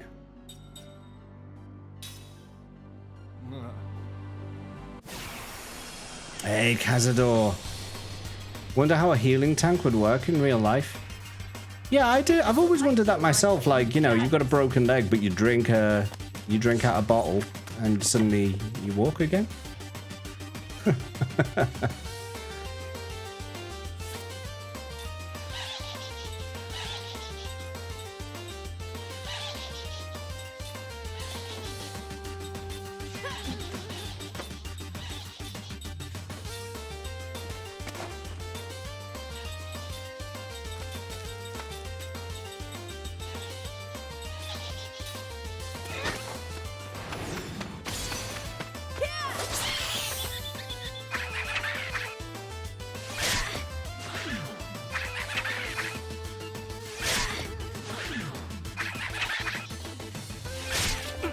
Where's the counterattacks?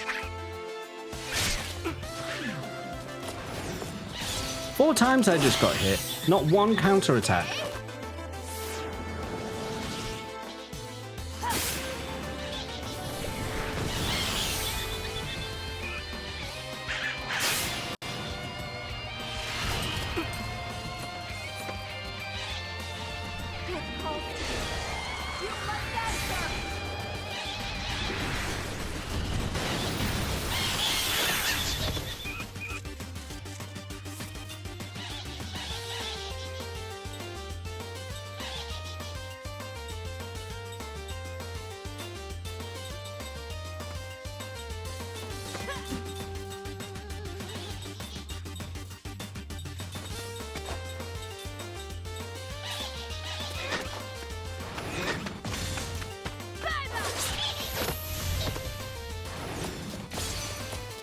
Okay, okay.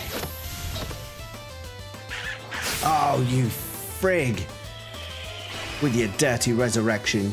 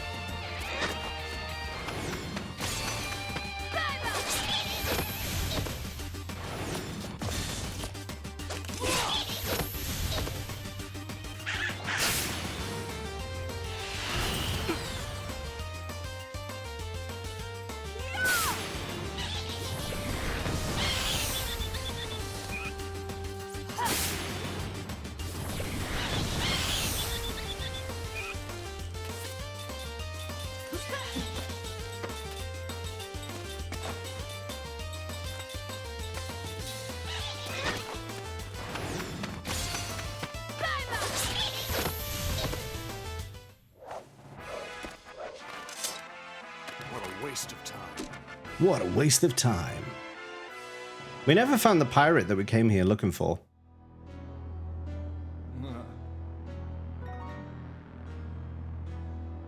Alright, we've done all the fights that we can really do here now, for the time being. Until we unlock the next level, we've done everything. I mean, we could try and get 3 stars, but it'll be easier to get 3 stars once I'm a higher level.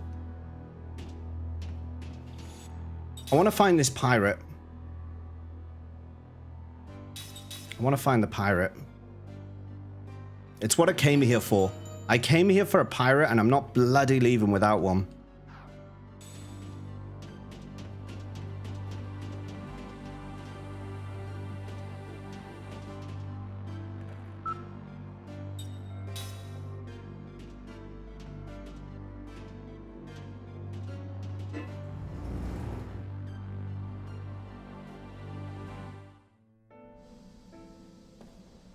I'm on a quest for booty. Oh yeah.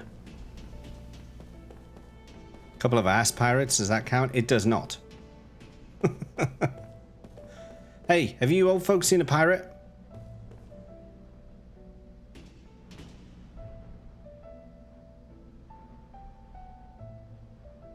Okay, I can't go that way. What about... No, no, no, no, no. Get out the way, puppy. This way.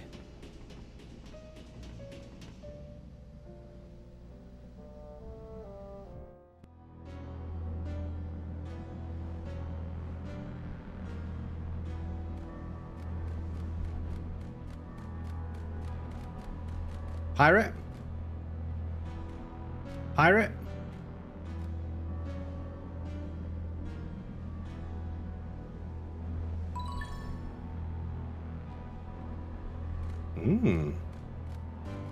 Pirate? Pirate?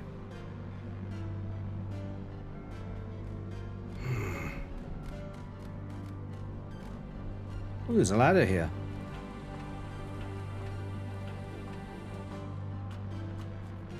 Where does this go to?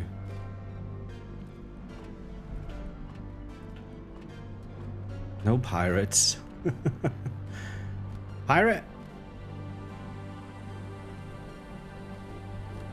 Pirate? Pirate?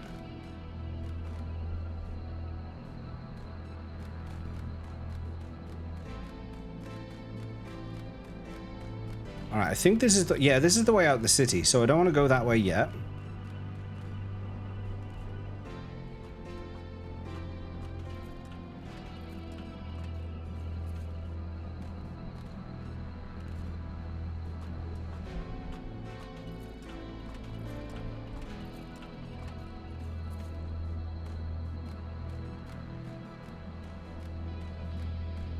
Oh. Okay, there's a big rock in the way. That might kind of force my hand. But I've spoken to every single NPC in Goatsa. I've spoken to all of them. There has been nary a pirate to be seen.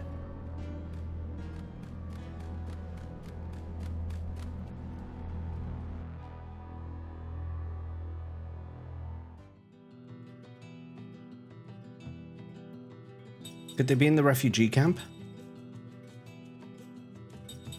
Or if we go along the frozen trail and then to the refugee camp?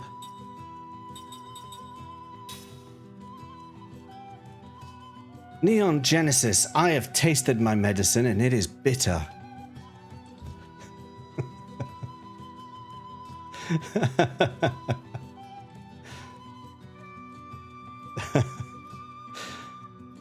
When are you going to play Lost Odyssey, Neon? Because everyone has to play Lost Odyssey. Everyone. Not nice, is it? I don't know. It depends what side of it you're on. There's a, as you're probably finding out right now, there's a little bit of satisfaction that comes with it. Don't you be calling people out about when they're playing stuff? I don't know what you mean, Nakata. Are you waiting for something in particular?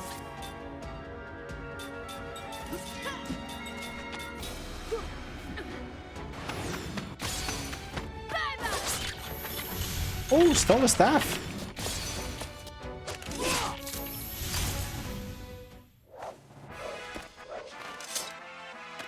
That was close. Gonna say something crossed into too mean. R.I.P. Meg. No. Oh God. Can we save it?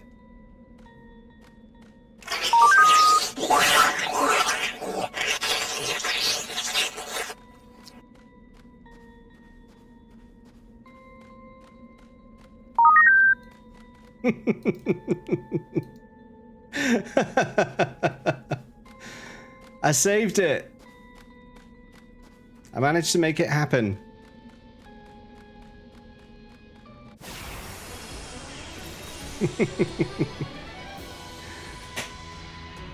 When James gets to 16, 18, he'll be coming out. I know. I need to think about what to do about 16, because I'm also not sure if like there's a load of let's say controversy around 16 at the moment.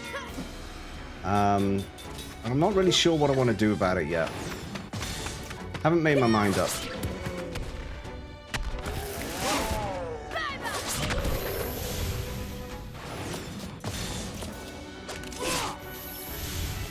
Haven't made my mind up, but I mean, I guess I'm gonna have to because I'm doing the marathon, so I will have to play it, I guess. But don't know, because there's things to think about. Haven't decided. I haven't fully framed my thoughts on this yet. I think I've just come in at the wrong end of the tracks. Like, where I thought I was going to the refugee camp, but the refugee camp is actually back where I came from. I'm actually going the wrong way. I need to go this way.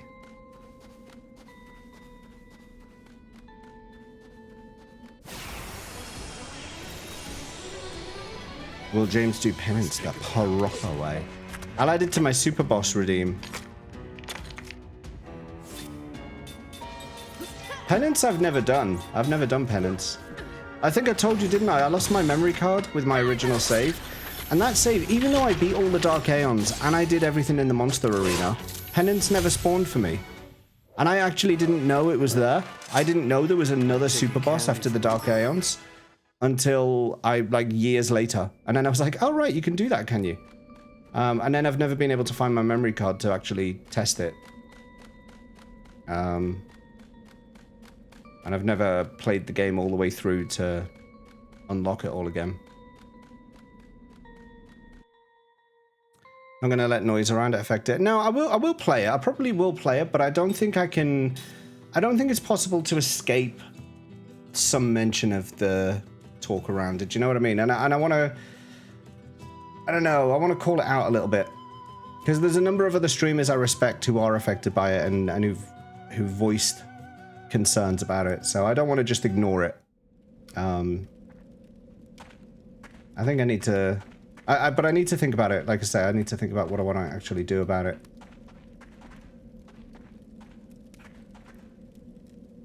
And I've got a bit of time to do that, so I don't want to rush an opinion on it now.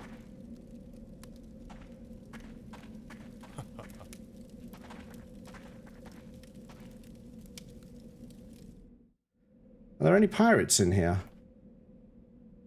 No, I don't want a ring. Get out of here. I don't want a ring. I want a pirate. Are you a pirate? No, you're a shop.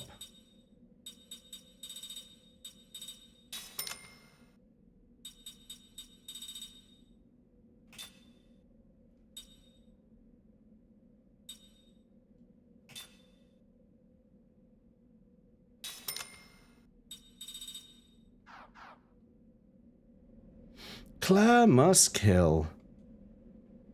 Yeah, exactly, Neon. I don't think they would. They're nice people. They're nice people, but at the same time, it can't just be ignored, if you know what I mean. Yeah, never mind. Never mind. We'll deal with that. We'll cross that bridge when we come to it. Prefer to make an informed decision, which is hard. Pre-release based only on internet gossip. Yeah, no, of course, of course. Of course, there's that aspect too. But the real concern right now is, where's the pirate? Are you a pirate?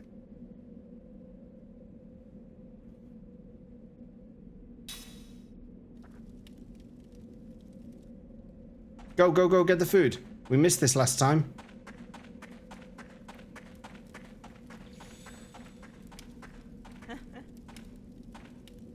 What? How am I supposed to get...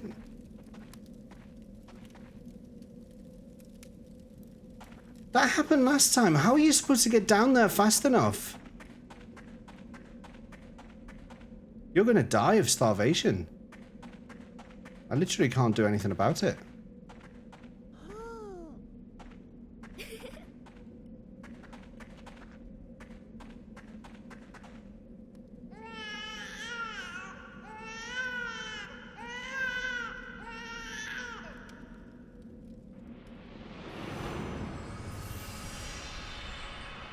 Okay. Tuck yourselves in. Tuck yourselves in.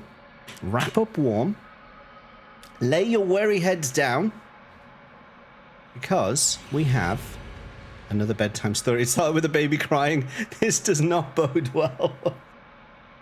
Let's see how it goes. Look at her. A dream has been revealed. It is bedtime story time. As always, I will be reading chat, but I will not be responding to chat.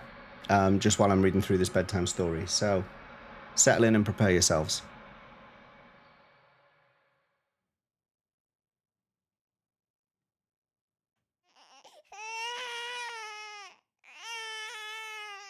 This story is called The Village Closest to Heaven. I replied to your message, Neon. I spoke. Wow, not listened to. In this village, ringed by jagged mountains, the women gave birth to many children. 5 or 6 is not uncommon. Just the other day, the wife of the village headman gave birth to her 10th child. And why do you think that is? The young fellow asks the traveller, looking down at the snow-blanketed village. Kime cocks his head in search of an answer. Meanwhile, the young man takes something like a piece of crystal candy from a small leather pouch. He pops it into his mouth and says with a laugh, "Because they die right away." The children? Uh-huh. Hardly anybody grows up to be an adult. Most kids die after 5 or 6 short summers. Look at the village headman's wife. She's lost 7 kids already. Yeah, look at her. This is not going well. Night, Shark Boy.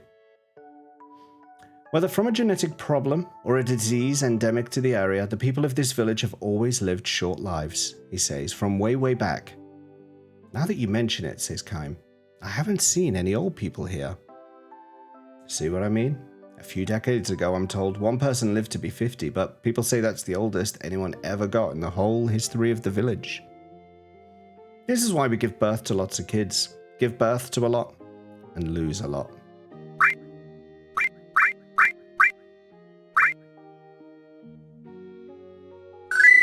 Why are people raiding in the middle of bedtime stories? Why does this keep happening? That's the second time today. Akira, thank you so much for the raid. Akira, we're just in the middle of a bedtime story right now, so I'm going to read this story, and then once I finish this, I'll come back to you and give you your fireworks. So if you could hold fire for just a few minutes, I'll read this story, and then I'm going to come back to you and give you your well-deserved raid celebration, if that's okay.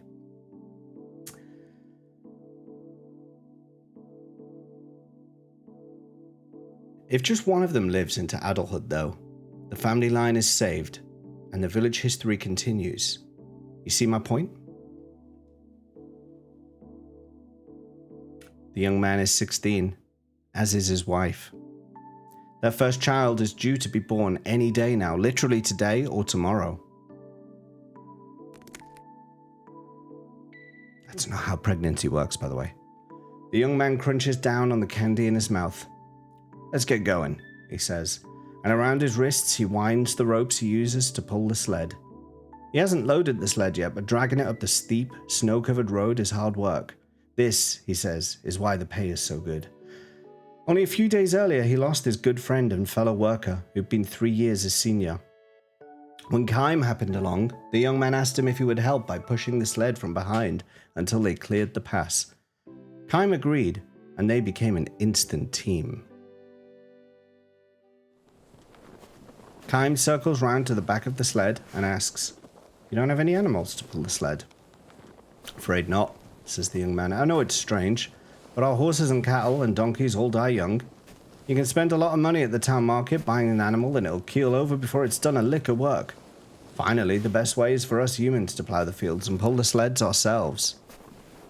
The arms with which the young man himself is pulling his sled are massive, and he forges through the road's snowy cover with powerful steps. His fellow worker was stronger still, he says. "He taught me how to pull the sled, how to set rabbit traps, how to build a fire, all the skills I need to live. With all the love he would give to a kid brother. Before I knew it, he was gone."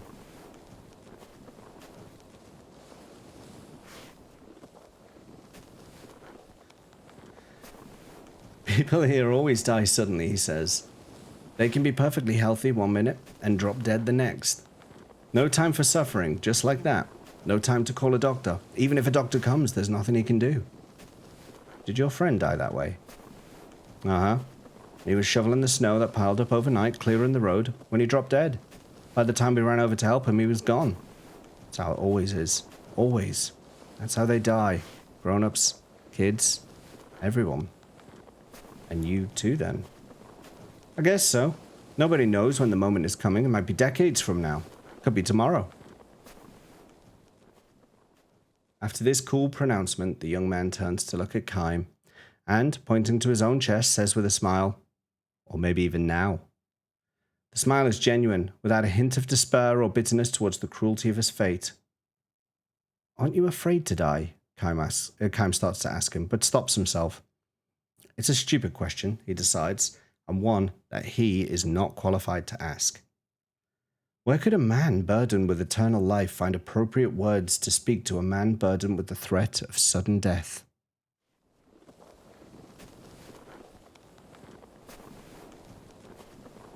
Kaim and the young man keep dragging the sled up the steep mountain path. Their destination is the lake beyond the pass. The young man's job calls for him to cut ice from the surface of the frozen lake and transport it back to the village. We in the village call the lake the Spring of Life. If you trace the source of the water that bubbles out of the ground here and there in the village, you always wind up at the Spring of Life. Kaim nods silently. The ice from the Spring of Life takes forever to melt. That's why, look, you can even do this. Again, the young man takes a piece of the crystal candy, or rather, ice, from his leather pouch, and puts it in his mouth. It gives you energy. It's indispensable when doing hard work, or for pregnant women, or infants. Just put a piece in your mouth and it gives you instant strength.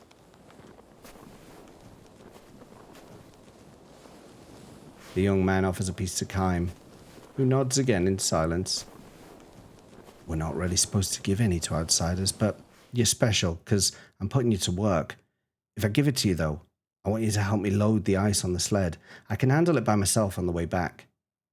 Kime silently accepts the ice from the young man, who assures him it tastes good too, and watches him smiling. Kime averts his gaze somewhat and puts the piece in his mouth. The ice should be nothing but frozen water, but it has a mild sweetness, just as Kime expected. He spits it out when the young man is not looking. Poison. I know that taste, thinks Kime. The village people are used to this taste, so they think nothing of it. Without a doubt, though, there is poison in the ice.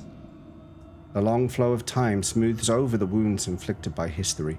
The permanently snow-capped peaks made people forget the existence of the wide world on the other side. The young man calls this lake the spring of life, but those who lived far beyond the mountains at the source of the river that feeds the lake used to know it as the pit of death. Long, long ago, several hundred years ago, the entire area around the river's source was polluted with the poisonous metallic outflow from a mine. The river was filled with dead fish floating belly up, and the poisonous gas that rose like a mist from the ground killed both the earthbound animals and the birds in the sky. The forests withered, and the lively town that had grown up with the development of the mine became a deserted ruin.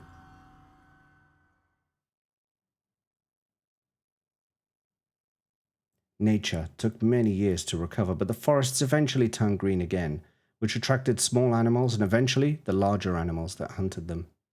People, however, never came back, and there was no one left to hand down the story of the tragedy that occurred at the river's source deep in the mountains.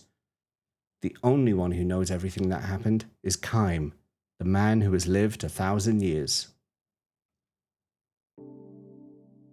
The young man stands by the frozen lake and takes a nice, satisfying stretch.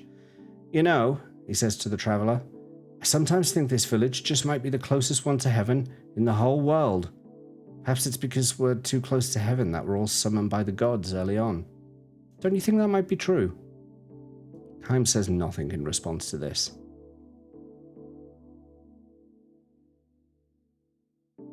Over many years, this lake has accumulated the metallic poison that flowed into it from upstream.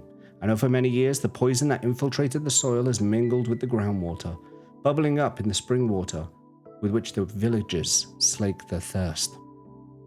No one knows the exact chemical makeup of the poison, but at least it does not cause the villagers to suffer until, at the last moment of their lives, the accumulated poison suddenly takes its toll. This may be its one fortunate aspect. On the other hand, this might simply make the misfortune it brings all the more conspicuous. Still, the young man says as he saws off a piece of ice by the shore, I do hope that the children my wife and I have will be able to live longer lives. Say, if we have 5, at least one of them will live long enough to grow up and have kids. That way, for me, it'll be like finding some meaning in having been born into this world. It's the same with my father and mother, and my grandparents. They all had lots of kids and mourned the loss of lots of kids, but managed to raise 1 or 2 to adulthood before they died. That's what gives our life meaning. He wipes the sweat from his brow and puts another piece of ice candy in his mouth. If I were to tell him everything I know, thinks Kime, if I were to tell him everything that's been buried in the darkness of history, and if he were to tell the other villagers, the tragedy might not have to be repeated. The young man says, when a baby's born here, they ring the village bell. Also when someone dies. Same for both. Birth and death are like 2 sides of the same coin, so there's no sadness when someone dies. Everybody sees them off with a smile and a wish. You go ahead of us to heaven and save a good spot there for us. Do you understand that sentiment? I do, says Kime. I do. That's how we've always done it, welcoming lots of new lives to the village and sending lots of lives off to heaven. I've never been much of a student, so I don't exactly know how to put this, but I kind of think that maybe the village closest to heaven is a place where life and death are right next door to each other. The young man gives Kime an embarrassed smile at the sound of his own words.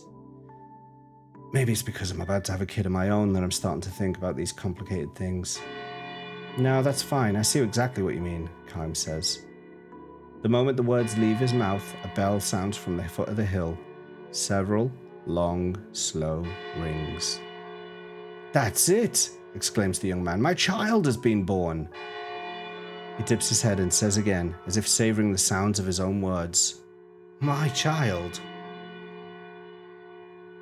While the bell is rung likewise for births and deaths, the young man says the sound in each case is subtly different. When a young villager learns to tell the two apart, he or she is considered to be an adult. "I hope this one lives a long time," the young man says, choking with the flood of emotions that show on his face. But then he goes on as if to negate his own hopes for the future. "Either way, whether it lives a long time or not, my child has now been born into this world. That's all that matters. I'm so happy. So happy." Eyes full of tears, he turns a beatific smile on Kime. And then, still smiling, he collapses where he stands.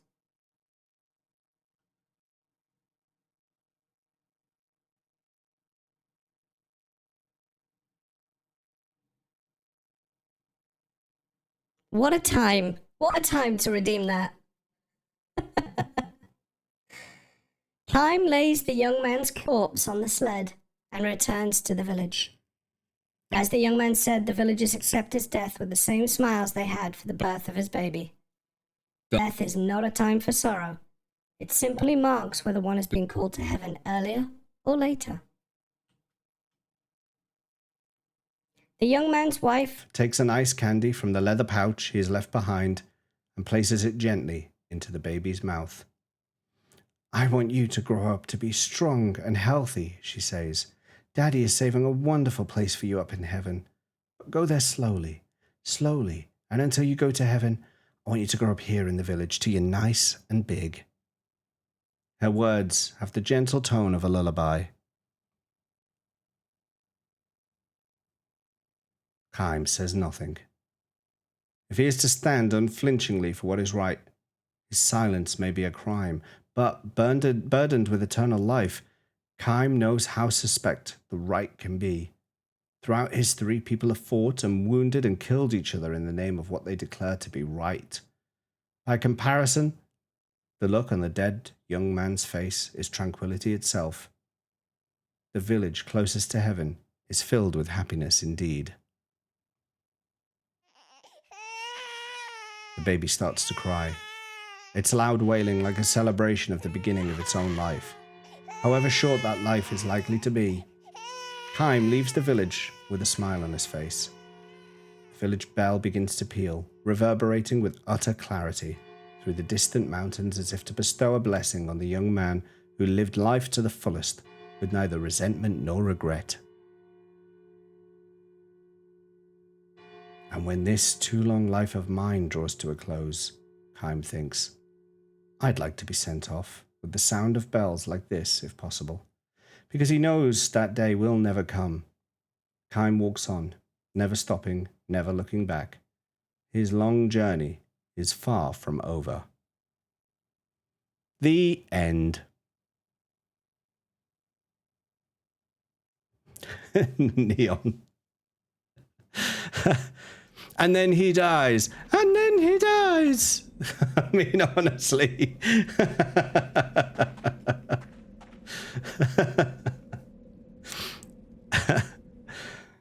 Hey, Rupance McGee, welcome in. How you doing?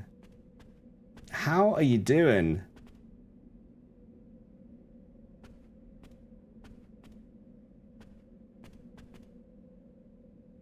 I'm trying to find a pirate. I'm still trying to find a pirate. I've not managed to find this pirate. Ooh, there's a pea pot in the pot. I don't have any seed. Okay. You would I? Probably. No worries, but mam. And THP Peridian, hello, by the way. I did see you come in.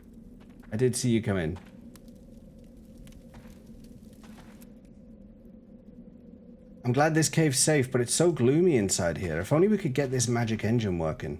I'm guessing it's broken. Actually, I have no idea about how it works. All my magic engines are the same. Let me have a look. I'll have it going in a jiffy. Really? Actually, there's 6 broken magic engines here. I'll pay for it if you can repair them all. 6? That's a lot to ask, isn't it? Well, alright, I'll take care of them. 6? 6? Has anyone seen a pirate?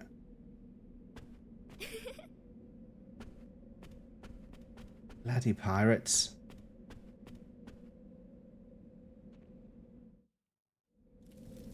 You're the type of guy I would redeem to make someone jump if they were close to the top or something, you know? What do you mean? What do you mean? I have no idea what you're talking about. Complete mystery. Why are we sitting down?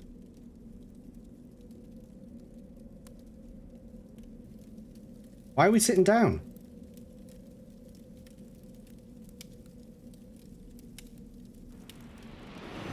Oh my god, I've just done a bedtime story. I've just done one. I've just done one. I just did one.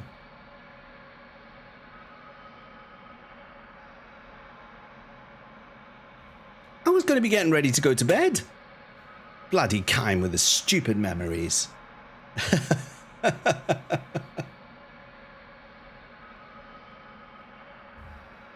Well, again, I won't be reacting to chat out loud.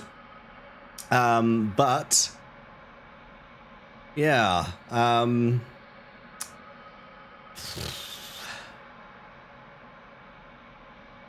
won't be reacting to chat out loud, but we'll be reading through this bedtime story. If you've woken up, settle your head back down. If you're not cozy, get yourself cozy, wrap up warm, because we're going back in for another bedtime story. Let's hope this one has less dead children in it.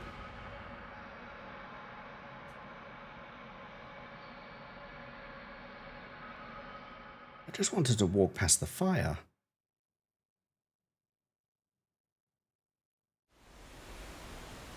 The waterfall lies deep in the forest, more than a day's travel from the nearest village. It's said to be a holy place.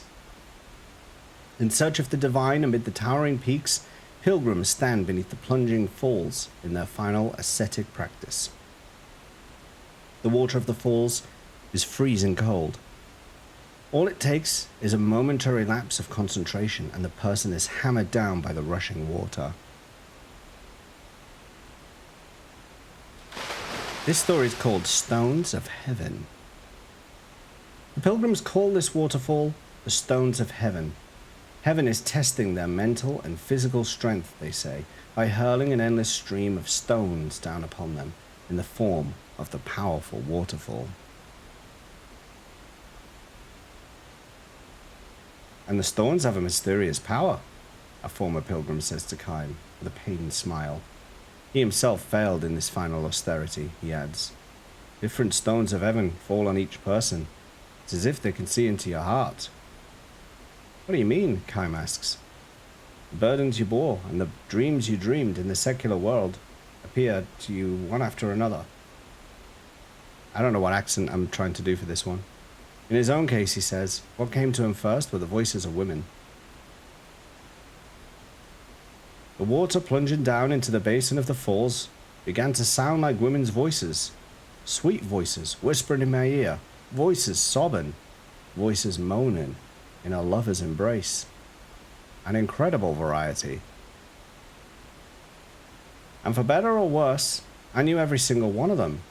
Some I was thrilled to hear again, while others I hated remembering. Meaning you've gotten yourself into a lot of trouble involving women. I have indeed. Not to boast or anything, but that was one battlefield I knew better than anybody. I survived, but I made a lot of women cry, and there were a lot of them I loved. My whole purpose in undertaking the austerities was to put that life behind me, but the Stones of Heaven know what they're doing. In the final test, they go after your greatest weakness. If you waver the slightest bit, you've had it. The water slams you down, and your austerities are over. The man feeds a stick of kindling into the campfire. And I'm not the only one, he continues. One fellow heard the voice of the mother he hadn't seen since he was a little boy. Another heard the voice of his dead child. Dead child. Is it always voices? I wish it were. If you hold up through the voices, the waterfall's mist starts changing into the shapes of people. You might see somebody who you hated so much in the secular world that you wanted to kill him. Or it might be some lone shark you had to go into hiding to get away from. One little flinch, and you're done for. This particular austerity can be performed only once. There are no second chances. Someone has persevered for a whole day and night, but who fails in the end has no choice but to return to the secular world in defeat, as this man did. Not that it was easy for me to get on my feet once I was back there either. The man chuckles and calls out to a young pilgrim, or more precisely to a young man who was a pilgrim until a few moments ago, but who has just now dragged himself up to the lip of the basin in utter dejection. Hey, young fella, campfire's over here. I've got liquor to warm up your insides, and have some fresh grilled meat. Get a little of that in your stomach, and you'll have the strength to make it down to the village. The man now makes his living as master of the tea house by the waterfall. Of course, pilgrims undergoing austerities carry no money with them, but the man is not expecting to become rich doing this work. For bodies chilled by long hours of pounding under the waterfall, he provides a warming fire, food and drink, and sometimes even money to tide them over when they first go down to the village. Payment can be made at any time. The men can bring him the money after they've started to take in earnings again from jobs they find in the secular world. He sets no date for repayment. He takes no IOUs. He says he's fine with that. Aren't there some who don't pay at all? Chaim asks. Of course there are, the man says matter-of-factly. But I think of my running this tea house as another kind of discipline for myself. Another kind of discipline? That's right. The Stones of Heaven will only accept the strongest pilgrims, the ones unperturbed by anything. The role I want to play is to accept the ones who are broken by the Stones of Heaven, the weak human beings. I want to go on accepting the weakest of the weak. The kind who not only succumb to the Stones of Heaven, but who even fail to pay for their food and drink afterwards. That's your kind of discipline. Exactly, it makes for hard living, that's for sure. I thought I was prepared to deal with cheats and weaklings, but there are a lot more of those than I ever bargained for, he declares with a hearty laugh. But then he quickly turns serious and says, to tell you the truth, I think of this less as a form of discipline than as a way to get even. Get even? With who? With those gods, or whatever they keep hurling down their Stones of Heaven. Human beings are weak, shockingly so, in the eyes of a god. But I think, and this is not just because of what happened to me, that being weak is the best thing about human beings. Weaknesses can make us cunning, but it can also make us kind. Weaknesses can torment us, but it could just as easily be our salvation. Don't you see?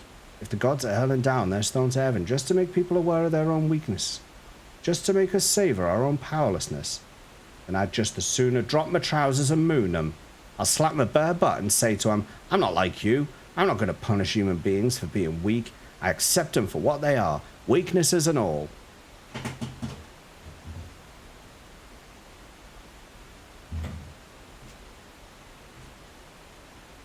The man feeds a new piece of kindling to the fire and says with a shy shrug, I guess I got carried away. Chaim smiles and shakes his head as if to say, not at all. Tell me though, the man goes on, I see you're a traveller, but you don't seem to be a pilgrim.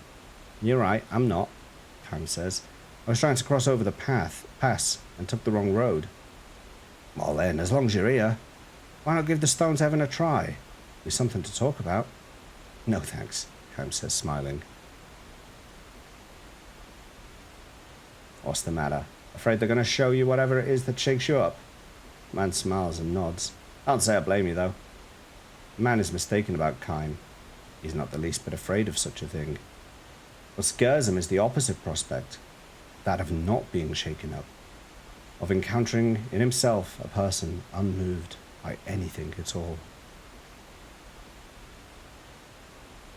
Anyway, it'd be suicide to jump into the waterfall without preparation. How's that? It's freezing cold for one thing. There's even colder water bubbling up from a spring in the basin. Even the most well-conditioned person has to be careful and take time to accustom himself to the low temperature. If you go in all at once, it can stop your heart. Man jerks his chin in the direction of the falls as if to say, look at them. 2 new pilgrims are preparing themselves for the challenge of the stones of heaven. The men appear to be brothers. The older one kneels at the edge of the basin, splashing himself and massaging the cold water into his skin from foot to heart level. The young brother is too impatient for that. He wants to jump right into the falls. The elder brother cautions him and takes all the time he needs to accustom himself to the water's coldness.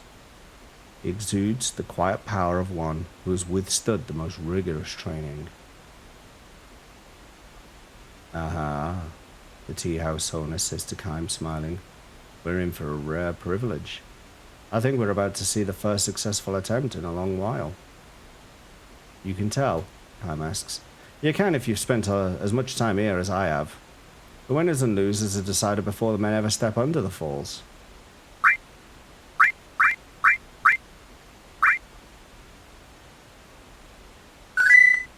Sushi!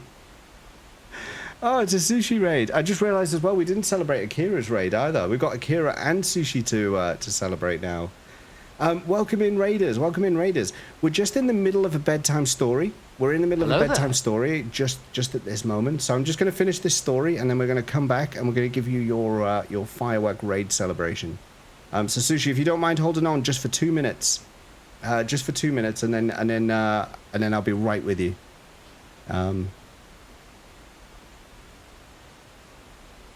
Hello there. Having completed his meticulous preparations, the elder brother enters the basin. Even then, the steps he takes are slow and cautious. The younger brother follows him in, kicking up a spray with every step. The younger one's hopeless, says the man with a sigh, adding another stick of kindling to the fire. I better get the liquor ready now, he mutters to himself. The brothers stand side by side beneath the pounding waterfall. The stones of heaven rain down upon them. As the man predicted, the elder brother, utterly calm, stands up to the onslaught of images sent by the stones of heaven. Also, as the man predicted, the younger brother yields to the stones of heaven and is beaten down into the basin of the waterfall. But then, something happens that goes far beyond what the man predicted. Writhing in agony, the younger brother bobs helplessly in the basin, unable to raise himself. He is drowning. He tears at his own chest. His heart is failing. He was not fully prepared to enter the icy water. Help me, brother, please! But the elder brother doesn't move. He remains under the waterfall in total concentration.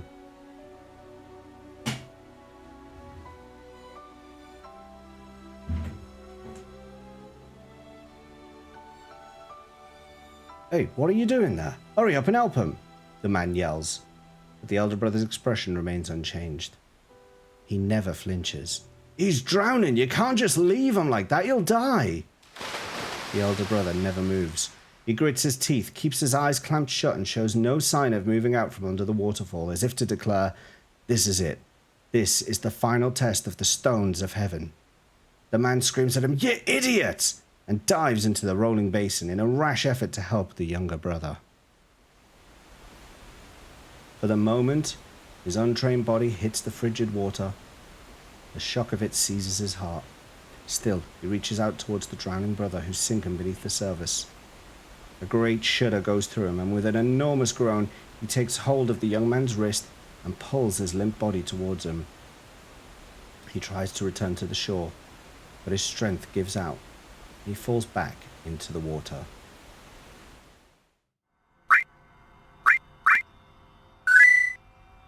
Next, it is Time's turn to dive into the basin beneath the falls. He takes hold of the 2 unconscious men and drags them towards the shore. The stones of heaven pour down on Kime, and he is assaulted by one vision after another. Battlefields, scenes from his wanderings, shooting stars, the climbing and sinking sun, raging winds, and countless deaths of those he has come to know on the road of his all too long life. It will do you no good, he silently declares to the gods hurling the stones of heaven at him. My heart remains unmoved. I've lived through a reality far crueler than any phantom you can show me. Whether or not his life is a sign of his strength, he does not know. He will not boast of it, nor will he tell the tale to others. He has, however, lived it. That much is certain. He's lived it through the years. Kime climbs onto the shore and lays the limp bodies of the tea house master and the younger brother beside the fire. As he warms himself, he thinks, the gods who hurl the stones of heaven are inferior gods. If they could truly see into everything, they would never have been foolish enough to show Kime scenes from his past.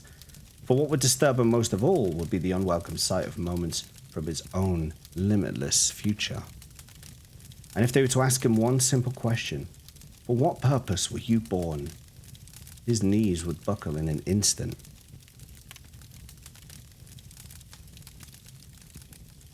The first to regain consciousness is the young pilgrim. The tea house master's condition is critical. Kime's attempts to warm him and massage his clenched heart have little effect. Pull yourself together now, look, we've got a fire here, the fire you built, let it warm you. Kime shouts into his ear until the man finally manages to force his eyes open a crack and move his purple lips. Is he all right? Sure, he's fine, don't worry. Oh, good. Pull yourself together, man. Tell me, though, is strength the same as coldness? Never mind, stop talking. Because if that's true, strength is coldness. I don't want any part of it. The man gives Kime a faint smile and closes his eyes. He will never open them again.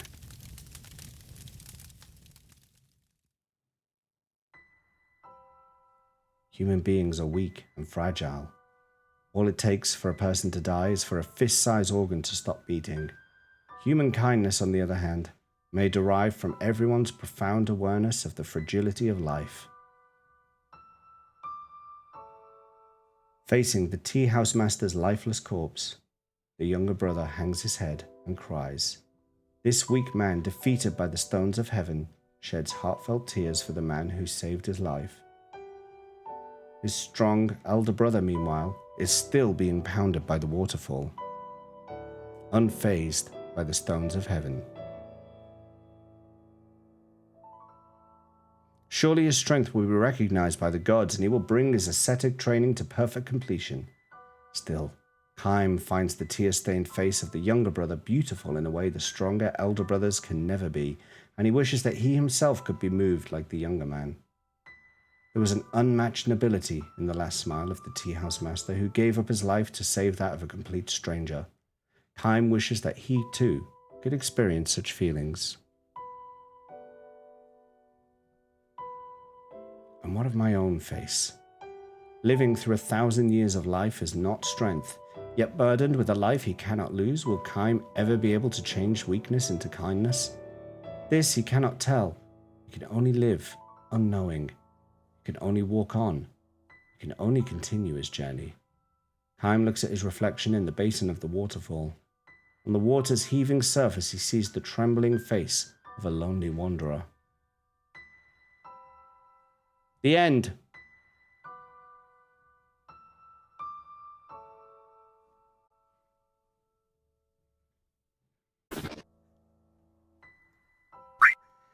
Helisar? Helisar. Is that a play on words on Elisar? Is that a Lord of the Rings reference? I would like it to be a Lord of the Rings reference. Of course it is. Of course it is. Love it. I like it. I like it. It's a good play on words.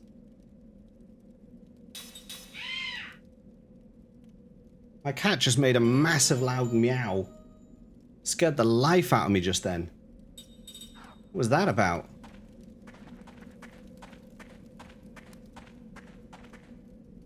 Right, we repaired this one. You heard that? Yeah, she never gets that loud. Let me just quickly have a look. I want to see what that was about. It's probably just a cat outside, but let me just check on her.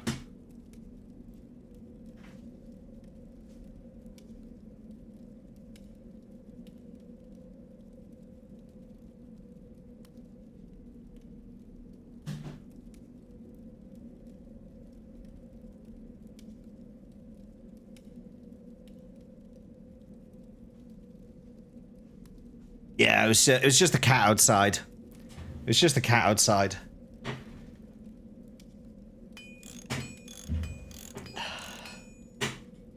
It is moving. It's made by Hironobu Sakaguchi, who was the producer for the Final Fantasy series from 1 through 10.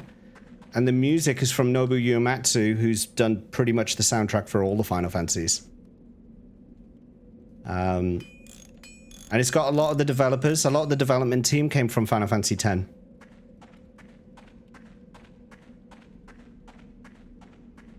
I can't reach that one up there, so I found 2 of the engines. Is that one? Yes, that's one.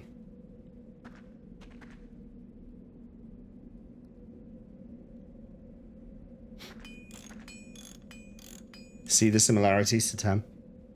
I'll see if I can get into a battle before I finish stream, and show you the battle system. I just need to find... I found 3, but he said there were 6. He said there was 6. Is that one? That's just a lamp. That's just a lamp.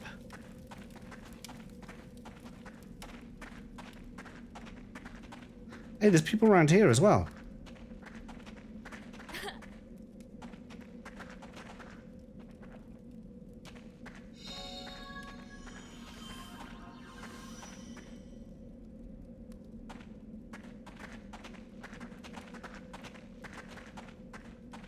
But nothing to fix.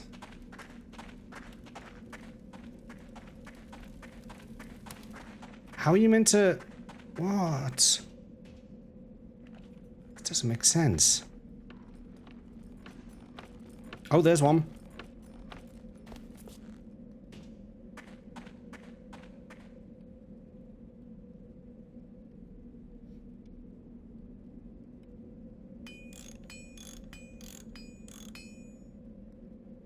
Okay, that's 4.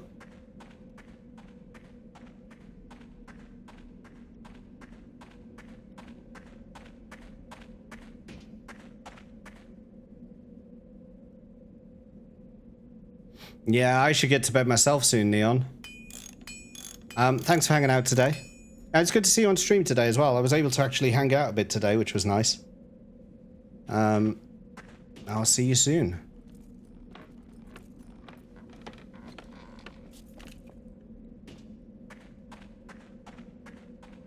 Alright, I'm missing 1.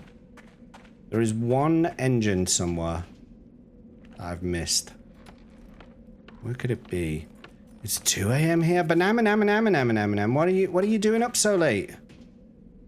What are you doing up so late?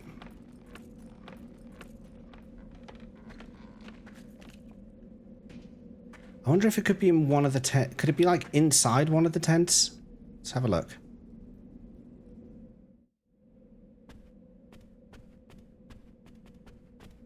It's not in that one. Damn, but man.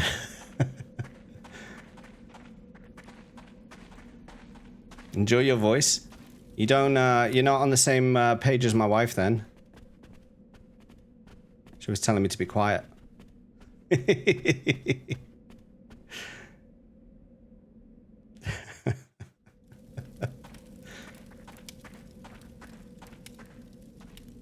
Where is this?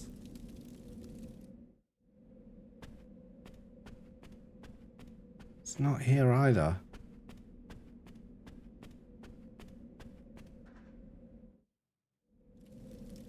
There is 1 magic engine left. I wonder, oh, it could be, there it is. Yeah, it was like right at the front, right at the start, hidden at the start of the camera.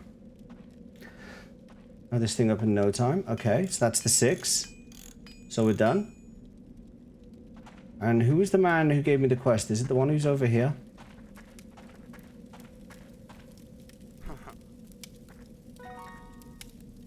Is that it?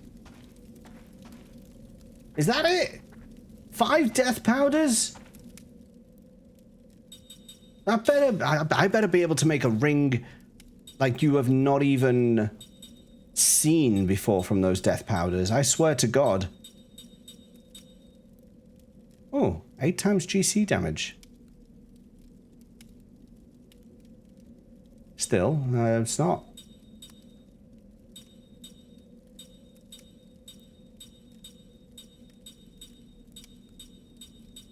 It's not life-changing. Slayering. Instant death effect. Occasionally kills the enemy instantly. Could be useful. Could be useful. And I never found this pirate. I never found the pirate. All he told me was that there was a pirate in Goatsa. And I've spoken to pretty much every single NPC in Goatsa. And I've not found this pirate. I have no idea where he is. I have no idea where he is.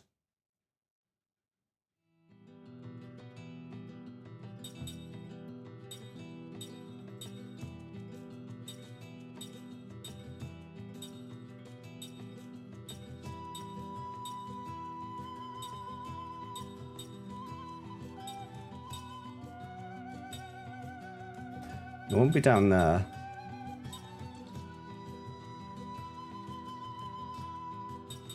The only other thing is he could be on the trail, but other than that, I don't think I'm going to find him.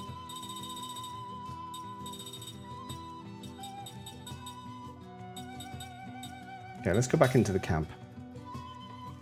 Missed an entire stream. Any super bosses? No, but lots of bedtime stories. I don't know his name. I just know he's a pirate. I'm supposed to be collecting pirates. And I didn't find a single one. He was just like, one of the pirates is in Goatsa. So I went to Goatsa, and there was no pirate there.